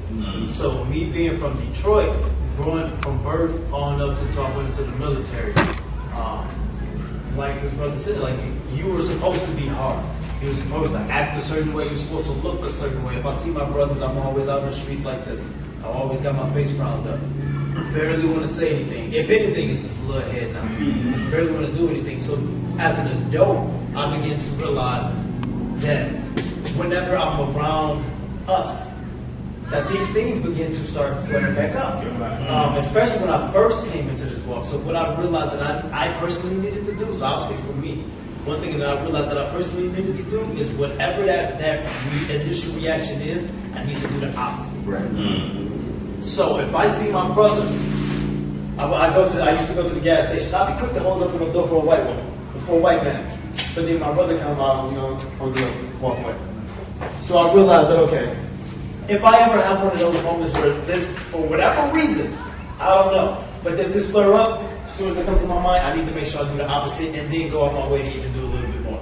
So not only is it hold the door open, hey man, have a good day, brother. Then we're gonna speak to him. If I see something on Facebook from someone and I'm like you said about the envy, this right here. And you know what I need to do? I need to now put that heart on there and then say congratulations. Whenever that first feeling is, that's like coming out my flesh. I'm like, you know what? No. Resist that. Do the opposite. And then it begins to become a character trait. So the less and less I begin to feel those type of things. So now I have no issue with coming to speak to the first couple of days. I was going through for some of the guys who were here, introducing myself. Hey, bro, like my dudes back there, man, we've been chopping it up the whole time. 11:30, 12 o'clock at night. Been just going through, hey, this is what's your name. Even if I didn't hold the conversation, I wanted to try to introduce myself and say how you doing, you know what I'm saying? So I ain't saying I'm perfect, but that's one thing that we can do that I personally implemented that began to help me get some of that Willie Lynch out of me. That's good, man. And the lamb back off what he just said.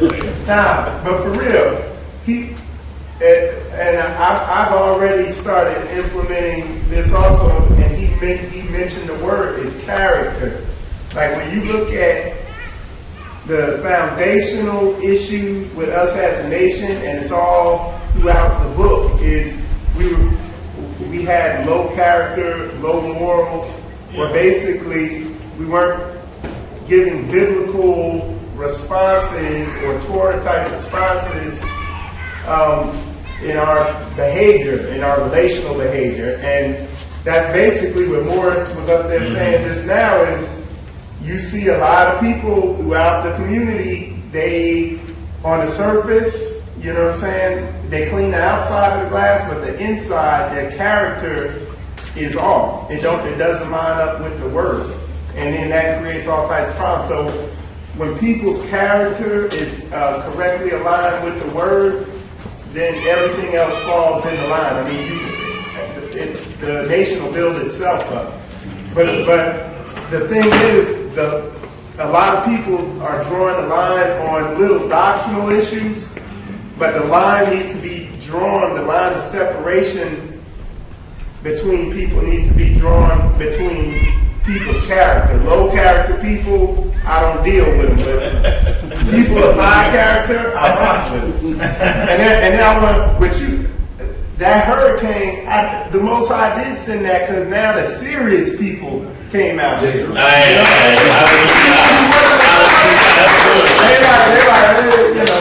you know, some of my brothers, there's no way they could have made it because they cut them off from, you know, but you know what I mean. Yes, sir. And Michael, you had to be here.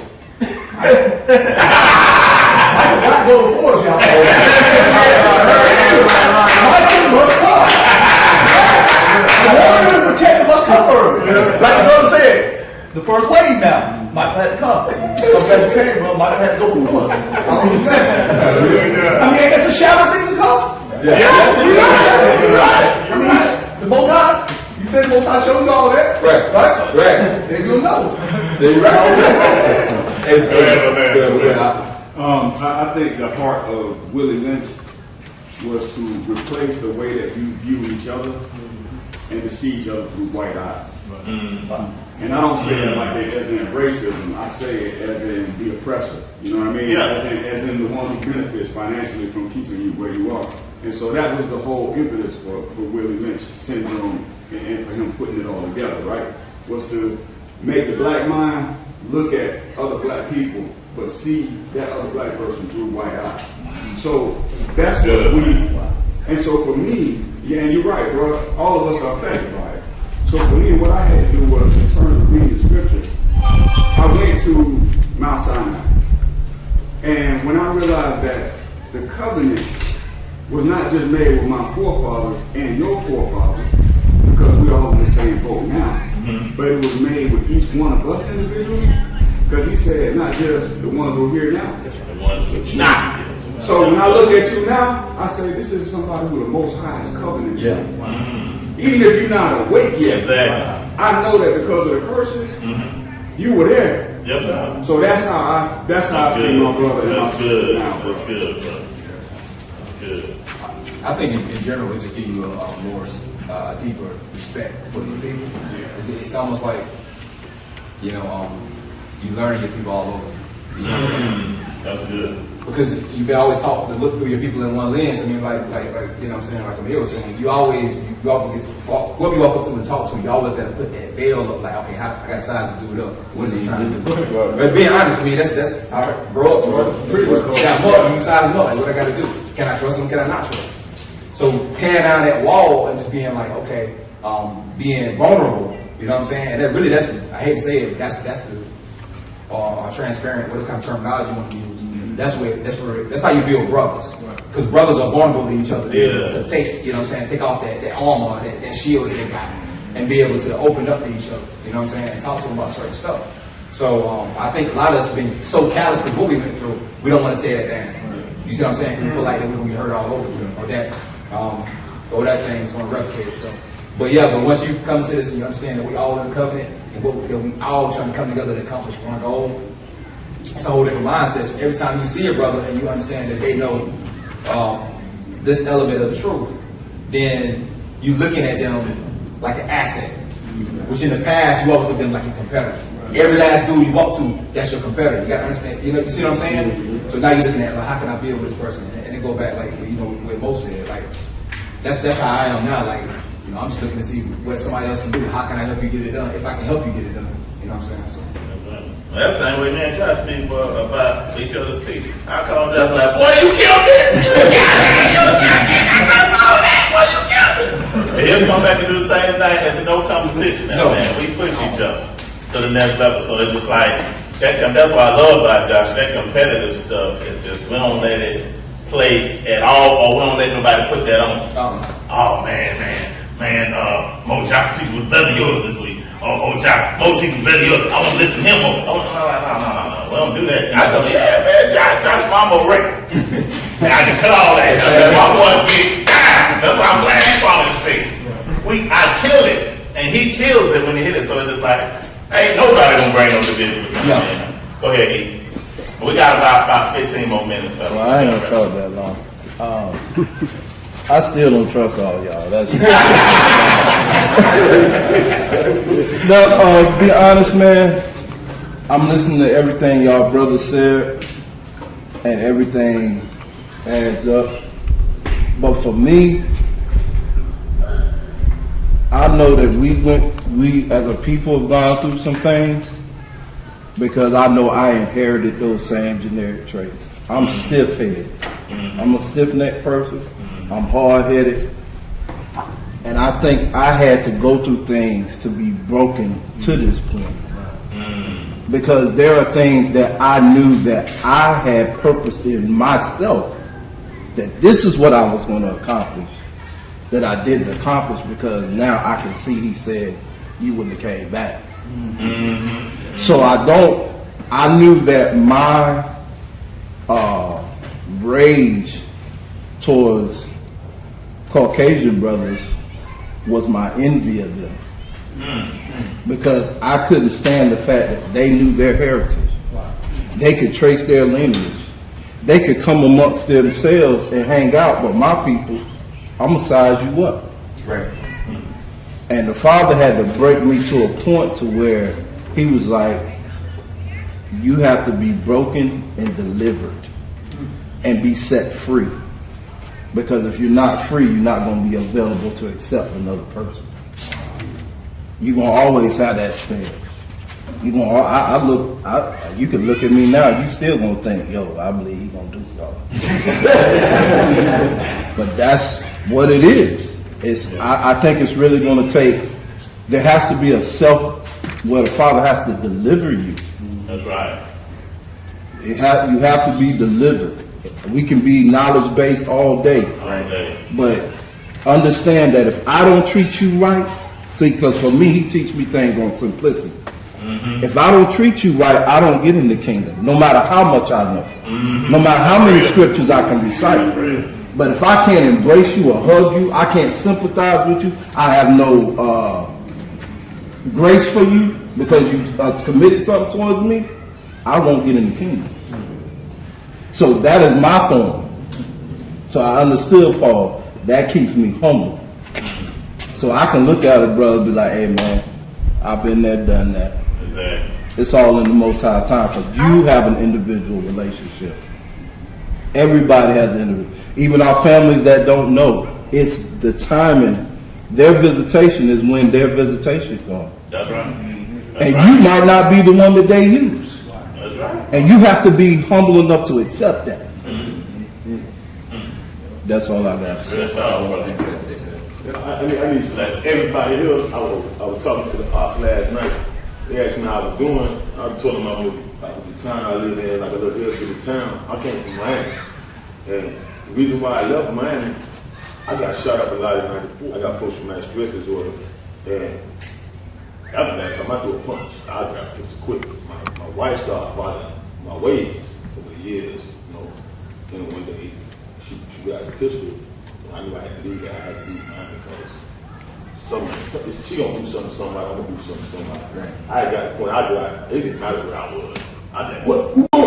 And then like, it's like he got to the point where the baddest man in the crowd wasn't saying nothing. Because they were like, this man crazy. Right. I'm in front of the police station like, who won? Right. Who won? And I just go to the mailbox with a pistol in my hand. Right. Everybody sitting like this. I walk from a car.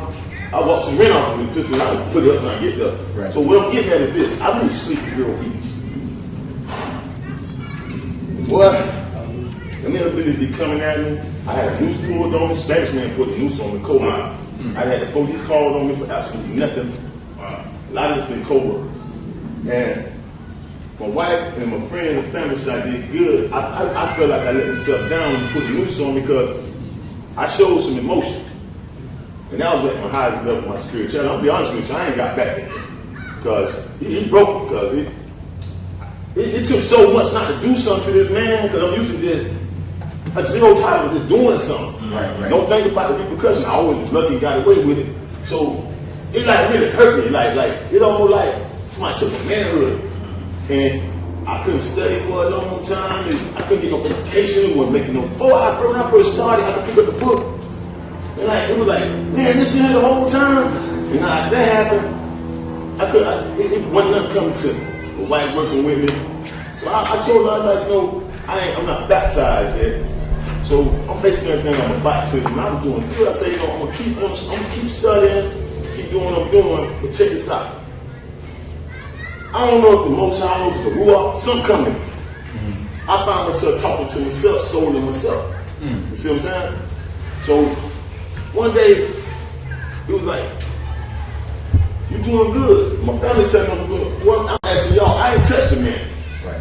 But if it was the old me, I'd have been locked up right now.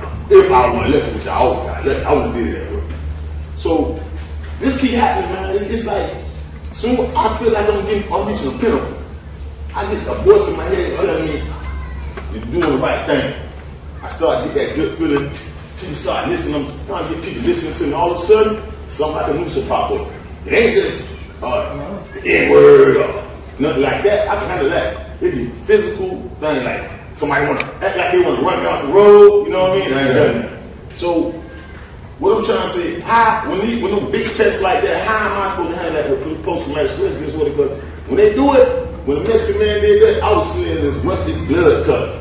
I wasn't even seeing my normal vision. I got so hot, I felt my head from here. It started top of my head, went to the bottom of my feet, all I started seeing was red. I turned my back to this man, he followed me. He put the noose, called the names, and did it like that. And he walked up on him, walked up in reaching distance. And I had to do everything I could not to touch him. He even went like almost 50 yards, walked in front of me, in front of the supervisor. I just spit on him by mistake, talking loud. And I'm like, man, no matter what I do, and then to make a long story short, I told my supervisor, hey, I'm going over your head because you can't handle this. First thing she did was cross her arms and the truck turned to me. I feel disrespected. You know, I ain't lied. The old man came back. I started cursing. I cursed the lady out ADC. I went down, they tried to put me in anger management. I said, hey, I wasn't angry before they pulled the noose. They really was pressing the issue. So I asked them, I said, Monty, if you and Daddy go home tonight with your moms and you go to put the key in the door and the man busts out your shrubbery and punch your mom in the mouth, do you need anger management or do you have the right to be angry? And I broke it down, but since then, now the city, I'm not your average cat runner. I speak up for myself. Right. When I came back to work, brother said, all the brothers sitting over there with me, the Mexican came in, I was mad. I wanted to do something to him. Somebody told me to go outside. The boy said, go outside. I said a quick prayer. When I went in, I still want to do something. I was like, all the black dudes that moved on that side, and they said, well, we having problems over here from City Hall, you know. And when I told the lady was, I don't care what they say to each other. Don't say it to me, respect me. Don't curse at me because I don't curse. Right. I ain't gonna say one might not fly every blue moon, but I don't curse. When I say I don't curse, it's not a routine. So she asked the man, you know, in lighthearted way, I thought we was all good and this. I'm a new guy. I was just off probation after 6 months. So the black guy, this crew right here, you take the whole wingspan over the black man. This crew right here, we all good. Right. You know, and I'm going through stuff like that. It's like Uncle Tom's, you know. Happened at Walmart. I was in this town 2 months. Lady came this close to hit. I didn't say one word to the lady. She got a 200-pound in the seat. I'm like, big man, talk to you later. Make a long story short, she called me A to Z, racist name, a lesbian, a black lesbian with a pistol on her. She didn't know that was a sister on the other side. And she going, it's like big stuff. Not just somebody want to make poke a hole in the tire. It's big things. And it was Walk has really saved some lives. It really saved some lives.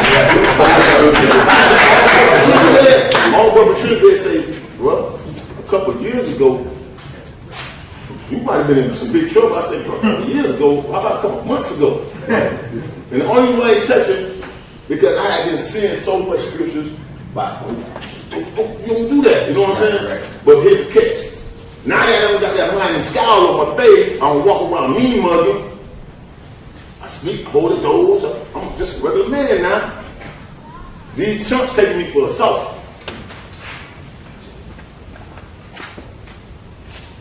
I gotta find some kind of way. I gotta go to the hood to see my mama. I moved to the burbs to stay away from this situation. Right. I moved clear out the hood. But I gotta find some kind of way, not really the brothers, but these hillbillies, it's like they know what I'm doing. It's like say you sit down with them in the morning when they brushing their teeth and say, hey, go to work today. This man is reaching the me. I want you to grab it. Hey, look, check this out. We was doing Hurricane 10. Where the hurricane came from? You see what I'm coming from? Like the road disappeared. I was working there. I didn't see the road. Right. I turned back around, the man walked up to the white girl, the road do the same thing. Look at it. So I'm saying, like, I think the most, I told my lady, she said, I think so. I think the most I sent me the test. Because the last one, I passed. I thought I passed the first one. My family said I did because I ain't touched it yet. The last one I passed, I wound up being the one called supervisor, but police got called on me. Gotcha. I didn't touch it. I didn't curse. I didn't touch it. And be honest with you, I wanted to do something to him. Right. That's why I walked the yard. Said I walked away from him, but they fired me, man. Oh, they fired me.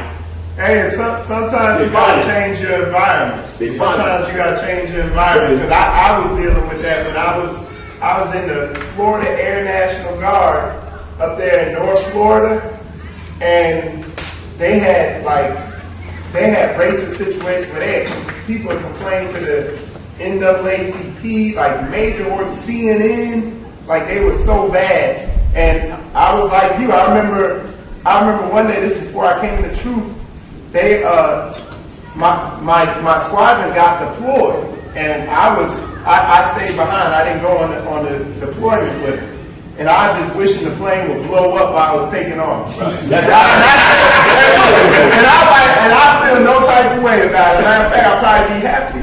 You know what I'm saying? But what happened, because these dudes would, let me tell you how bad it was. That's it. This is when I was praying and fasting. I was like really pressing in on the word. I hadn't made it to the truth yet. I came into work one time and I sat in this dude's chair. He's like, get out of my chair. And I didn't get out of his chair. And dude walked up and poured a soda on my head. That's kind of stuff right there. Dude. And look, I picked the can up, turned around, and he tried to run off. I kicked his foot, and he tripped. And then I threw the can at him. And then the dude picked the can up. It was empty, but he threw it at me real hard. And the people in the room said, man, something was weird when he threw that can at you, because like that dude was so angry at you, we could feel it in the room. The long and the short of it is, what I ended up doing is doing an early retirement out of Air National Guard, taking a huge pay cut, didn't get the promotion I wanted, you know what I'm saying? It hurt me financially, but it was so bad when I was working there that I wasn't getting sleep, I was stressing, I was waiting for these. That's exactly what happened to me. I changed my job. And I'm trying to figure out what it was, because I be looking these dudes right in their face, and I could see something in there, but at the time I didn't know what it was. It was racism, but then I got out, got a new job, and came into truth, and I'm like, that's what it was. You know what I'm saying? That's what I did. I changed jobs, man. I'm telling you. Change them till you get the right one. I changed jobs. That's like it's been working. You know, the people it's bad out there, man. The two number one places of racial oppression are from the cops, because that's where you interact with them in your neighborhood, and at your job. So, check this out.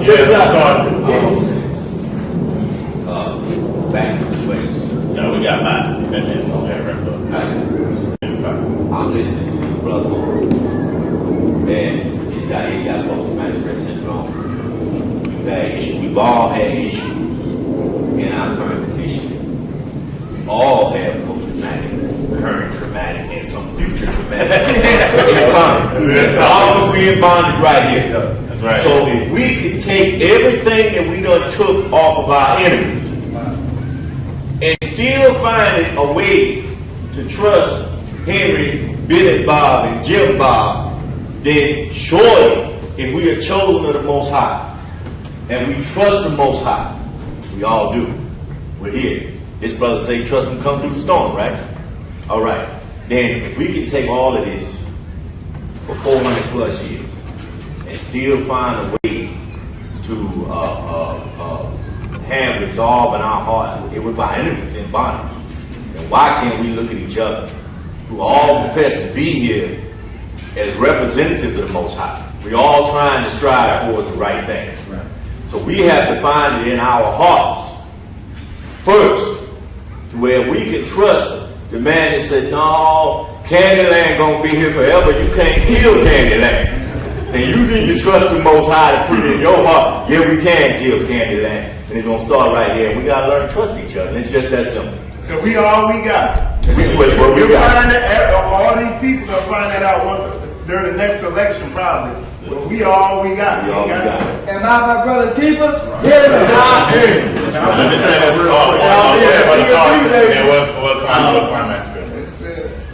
that the big payback that Morris did touches on, and I provided temporary lodging for the Incredible Hulk. So I feel it. You looked at me, I was, my own brother, sister. My sister didn't. She felt that I hated her because I had such a rage. And my mom helped me to understand there would be consequences to my actions. Spent 20 years in the Navy, dealt with racism. And the thing is, you have a much easier time fulfilling God's purpose and accomplishing your dreams outside of incarceration. So that's what helps me kind of come down. I like it. I know it's limited, but I like to be able to go where I want to go, when I want to go. So that helps in understanding that the tests, yes, they're going to come. And if you look at something you like to do and somebody gives you an opportunity to do it, you're displaying your mastery of whatever it is. And that's what we have to do with our emotions. We have to educate them and understand it's not an emergency. Because in the Navy said, you got to go to anger management. They pulled me out my last deployment because they said I wanted to kill everybody. So they one man short and sent me back and recommended that I go to mental health. So I went. So as to the point he said, we're all dealing with something. And that's why we need one another to remind each other, we made it yesterday, we can make it today.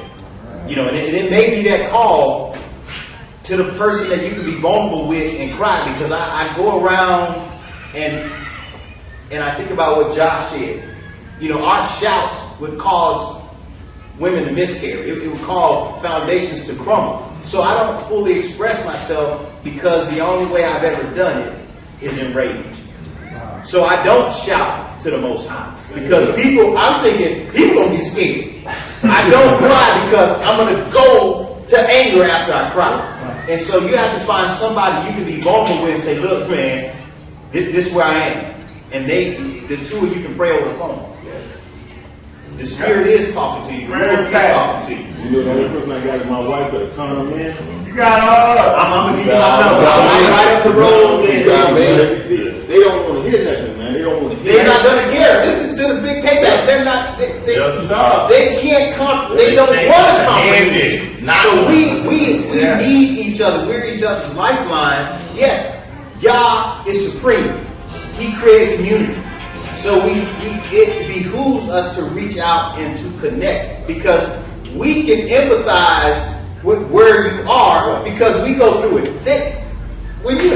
When I'm around these people and I talk to them, I'll be right back. All right. They have no idea what it's like to really bootstrap business. Because if I put on the suit and they put on the suit and go before investors, the first thing investors are going to see is I'm black. Yeah. They're not going to see I'm educated. They don't care what system I'm educated through, I'm still black. So I'm criminal, I'm lazy. Yeah. The big payback will help you just bring it down and say, okay, all right, this is not going to change and they don't care. So let me reach out to somebody that I can connect with that will and pray for them. And I need my love, I'm up the road. It was like, man, that was me. I do this, I do that, I do that. You know what I mean? Get locked nobody else. Yeah, but the thing is, everybody test ain't your test. Yeah. Well, what I might allow and what I might not allow, and looking at I'm past my test might be different because of your background or whatever the Most High be feeling. Even Most High might have to have you go through something extreme so he can let you see that ain't in you no more. You know what I'm saying? Not saying that you make a practice of stuff, but that's why you got to set boundaries. You know what I'm saying? And sometimes, and what we got to stop doing though, and hear me on this, they've been labeling us all our life. Right? You got to quit labeling yourself as post-traumatic stress syndrome. I say that once, y'all. I understand what you're saying, but words are power. And when you give yourself a label, you give yourself the spirit that attached to it. Not saying that I don't see that I got a problem. But if I continuously, not saying you will confess that label, then the forces that's tied to that keeps me in this circle of the same thing happening to me will stay. So that's why it's important to look into the word and call yourself that. You already been practicing, just take the labels off. You know what I'm saying? God told me that too. Exactly, walk in that. So it's important also when you look, and I always say, I look at myself or what I go through as me, but I realize it ain't my me, that I look at as myself as a type of Israel. What you just said is what Israel been facing as a nation. Right. When you identify as Israel with your wife. And what we've been trying to do. You know what I'm saying? So it's important to gain this brotherhood, take that off. I was putting down everything we said that we got what we're going to be doing moving forward. Y'all brothers, write this down, put this in your head. This is every idea that everybody gave about overcoming this WILLIE lynch thing. And we have it on video. We got it on video. You can go back and look at it too. First thing we said to overcome is look for opportunities not to compete, but an opportunity to collaborate with a brother. Always now, I'm looking for how can I collaborate? How can we jail together rather than looking for that brother to compete? The next thing that one of our brothers was talking about, that one way out, just like he was saying. He said it earlier, self-sufficiency. Most High told Moses, what's in your hand? He said a rod. So a lot of times you got to look at your gift and ask the Most High, bless my hands, why I ain't dependent on that. That's who I'm at right now. You know what I'm saying? Show me what I'm skilled at so I can perfect it. All right, next thing. The brother said we got to get a walk in the codified law, and also in our community when we have little things that ain't necessarily in the law, that we come together and begin to, walk out things of that nature to implement that. Next thing was change the initiation of your reactions, what Amir was talking about. I'm going to change my first thought and do the opposite of that. So my initiation with you is going to be totally different. It's going to be peace, going to be love, going to be harmony. That's the first thing I'm trying to do. Next thing the brother talked about was development of character on purpose. Everybody know they got some craziness in them. You'll be a fool to think you ain't crazy. You got character flaws. A lot of times we blame stuff on everybody else, but we got character flaws. I'm going to work on my character on purpose. Next thing we said, change oppressor's perception in our own eyes. I'm going to take my oppressor perception off and get what the Most High said I'm supposed to look at my brother. I love my brother even as myself. Change, and I'm not looking at you through the eyes of my oppressor. All right? Another thing Josh talked about was the next thing was transparency. We got to be transparent with each other. I don't care. If y'all know it's me, I don't care nothing about no image. I tell you, listen to me, I tell you what I've been through, I tell you what I struggle with. I ain't got no image to keep. I don't care. I don't care. Don't get me wrong.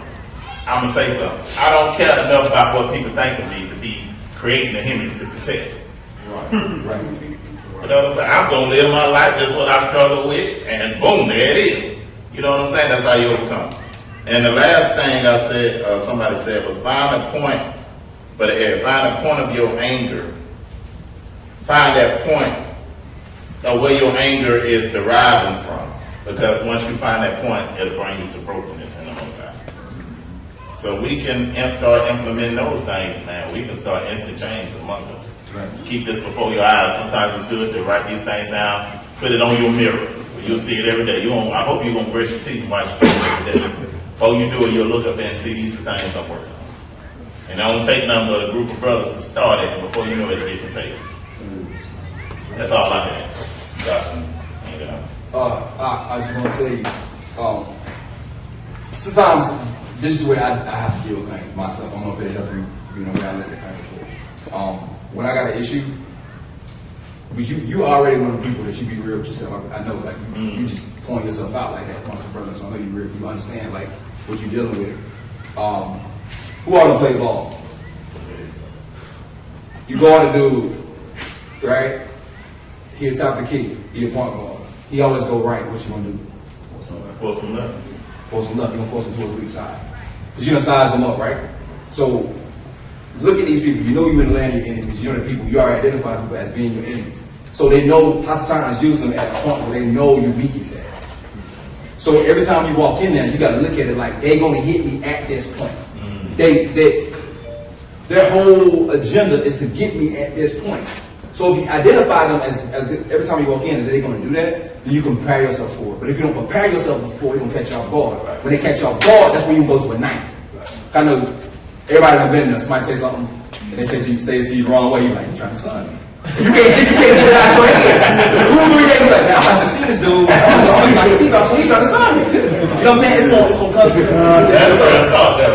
But if you go into the situation knowing they going to do this is what they trying to do, right? And then apply what I was, witnessing what Carlton was saying. Have somebody in your team that be like, man, when I'm gonna blow off steam. There's plenty of brothers in here. We got you. Somebody be like, hey man, hit me up, blow off that steam that you got. Just because sometimes that's the other element to going off. You done bottle it up so much you done turn into a teapot, and then when you blow, you just blow. You know what I'm saying? That's every dude, every male, especially Bruce. Good Lord, we all got that in the time. So that's just witnessing what Carlton say. You gotta have somebody that's just like on your team that you just like, hey man, I'm gonna hit dude up and I'm just gonna blow it off. But when you go in there, when you see these people, don't let them catch you. That's part of it. That's part of it. You know that they're doing it, but you can't let that thing sneak up on you. You can't let it be like, oh man, I can't believe they're doing this again. You're like, they're gonna do this again.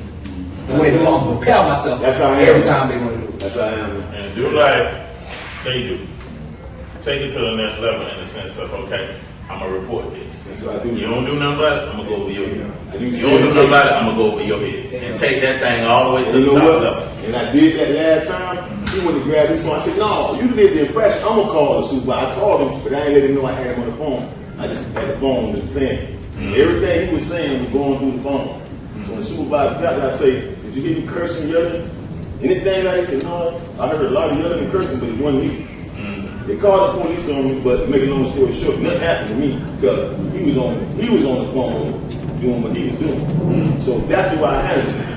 I don't think about doing nothing to him, If when I'm touching, I can't simply be there with him. But the talking thing and all that, that's how I handle pen and paper. I want to say now, beating with a pen and paper. That's what they tell you. If she said, you touch him, you're going to be handled with a pen and paper. Yeah. So she said, you got to do the same thing. That's what I think. Right. So the last thing I say on that is, just get closer to kind of get over there. When we're looking at who we are, right, as a people, think about it. When you read history, you know what the government, we talk about the government at the beginning of this teaching. At the beginning of this session, we all talk about, like, them possible discipline and stuff like that.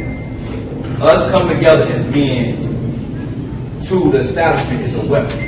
That's actually a way to weaponize who we are. They created legislation intentionally to keep us divided, so we would come together as a team.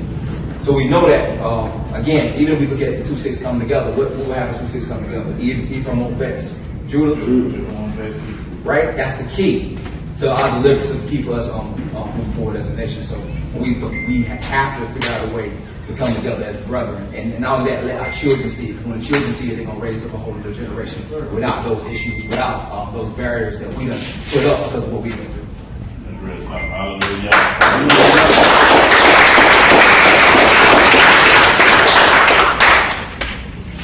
I don't have anything to say. I just want to close it out with a quick prayer. That's good with y'all? Yep. All right.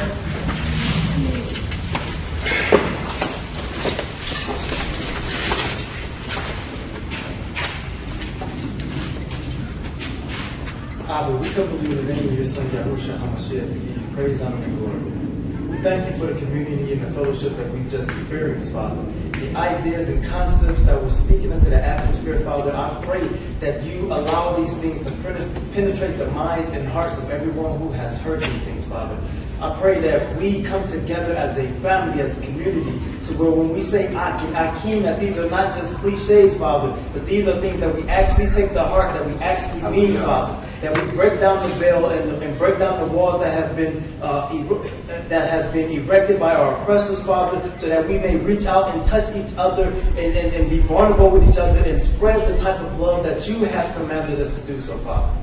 It is in your name that we come together on this commanded feast. It is in your name that we come and we decide to fellowship and have this type of meeting, Father, so that we may get on one accord with each other. We come to you. In the name of your son, Yahushua HaMashiach, and pray. Hallelujah. Hallelujah. Give your brother something. Brother Hub, maybe you don't mind this.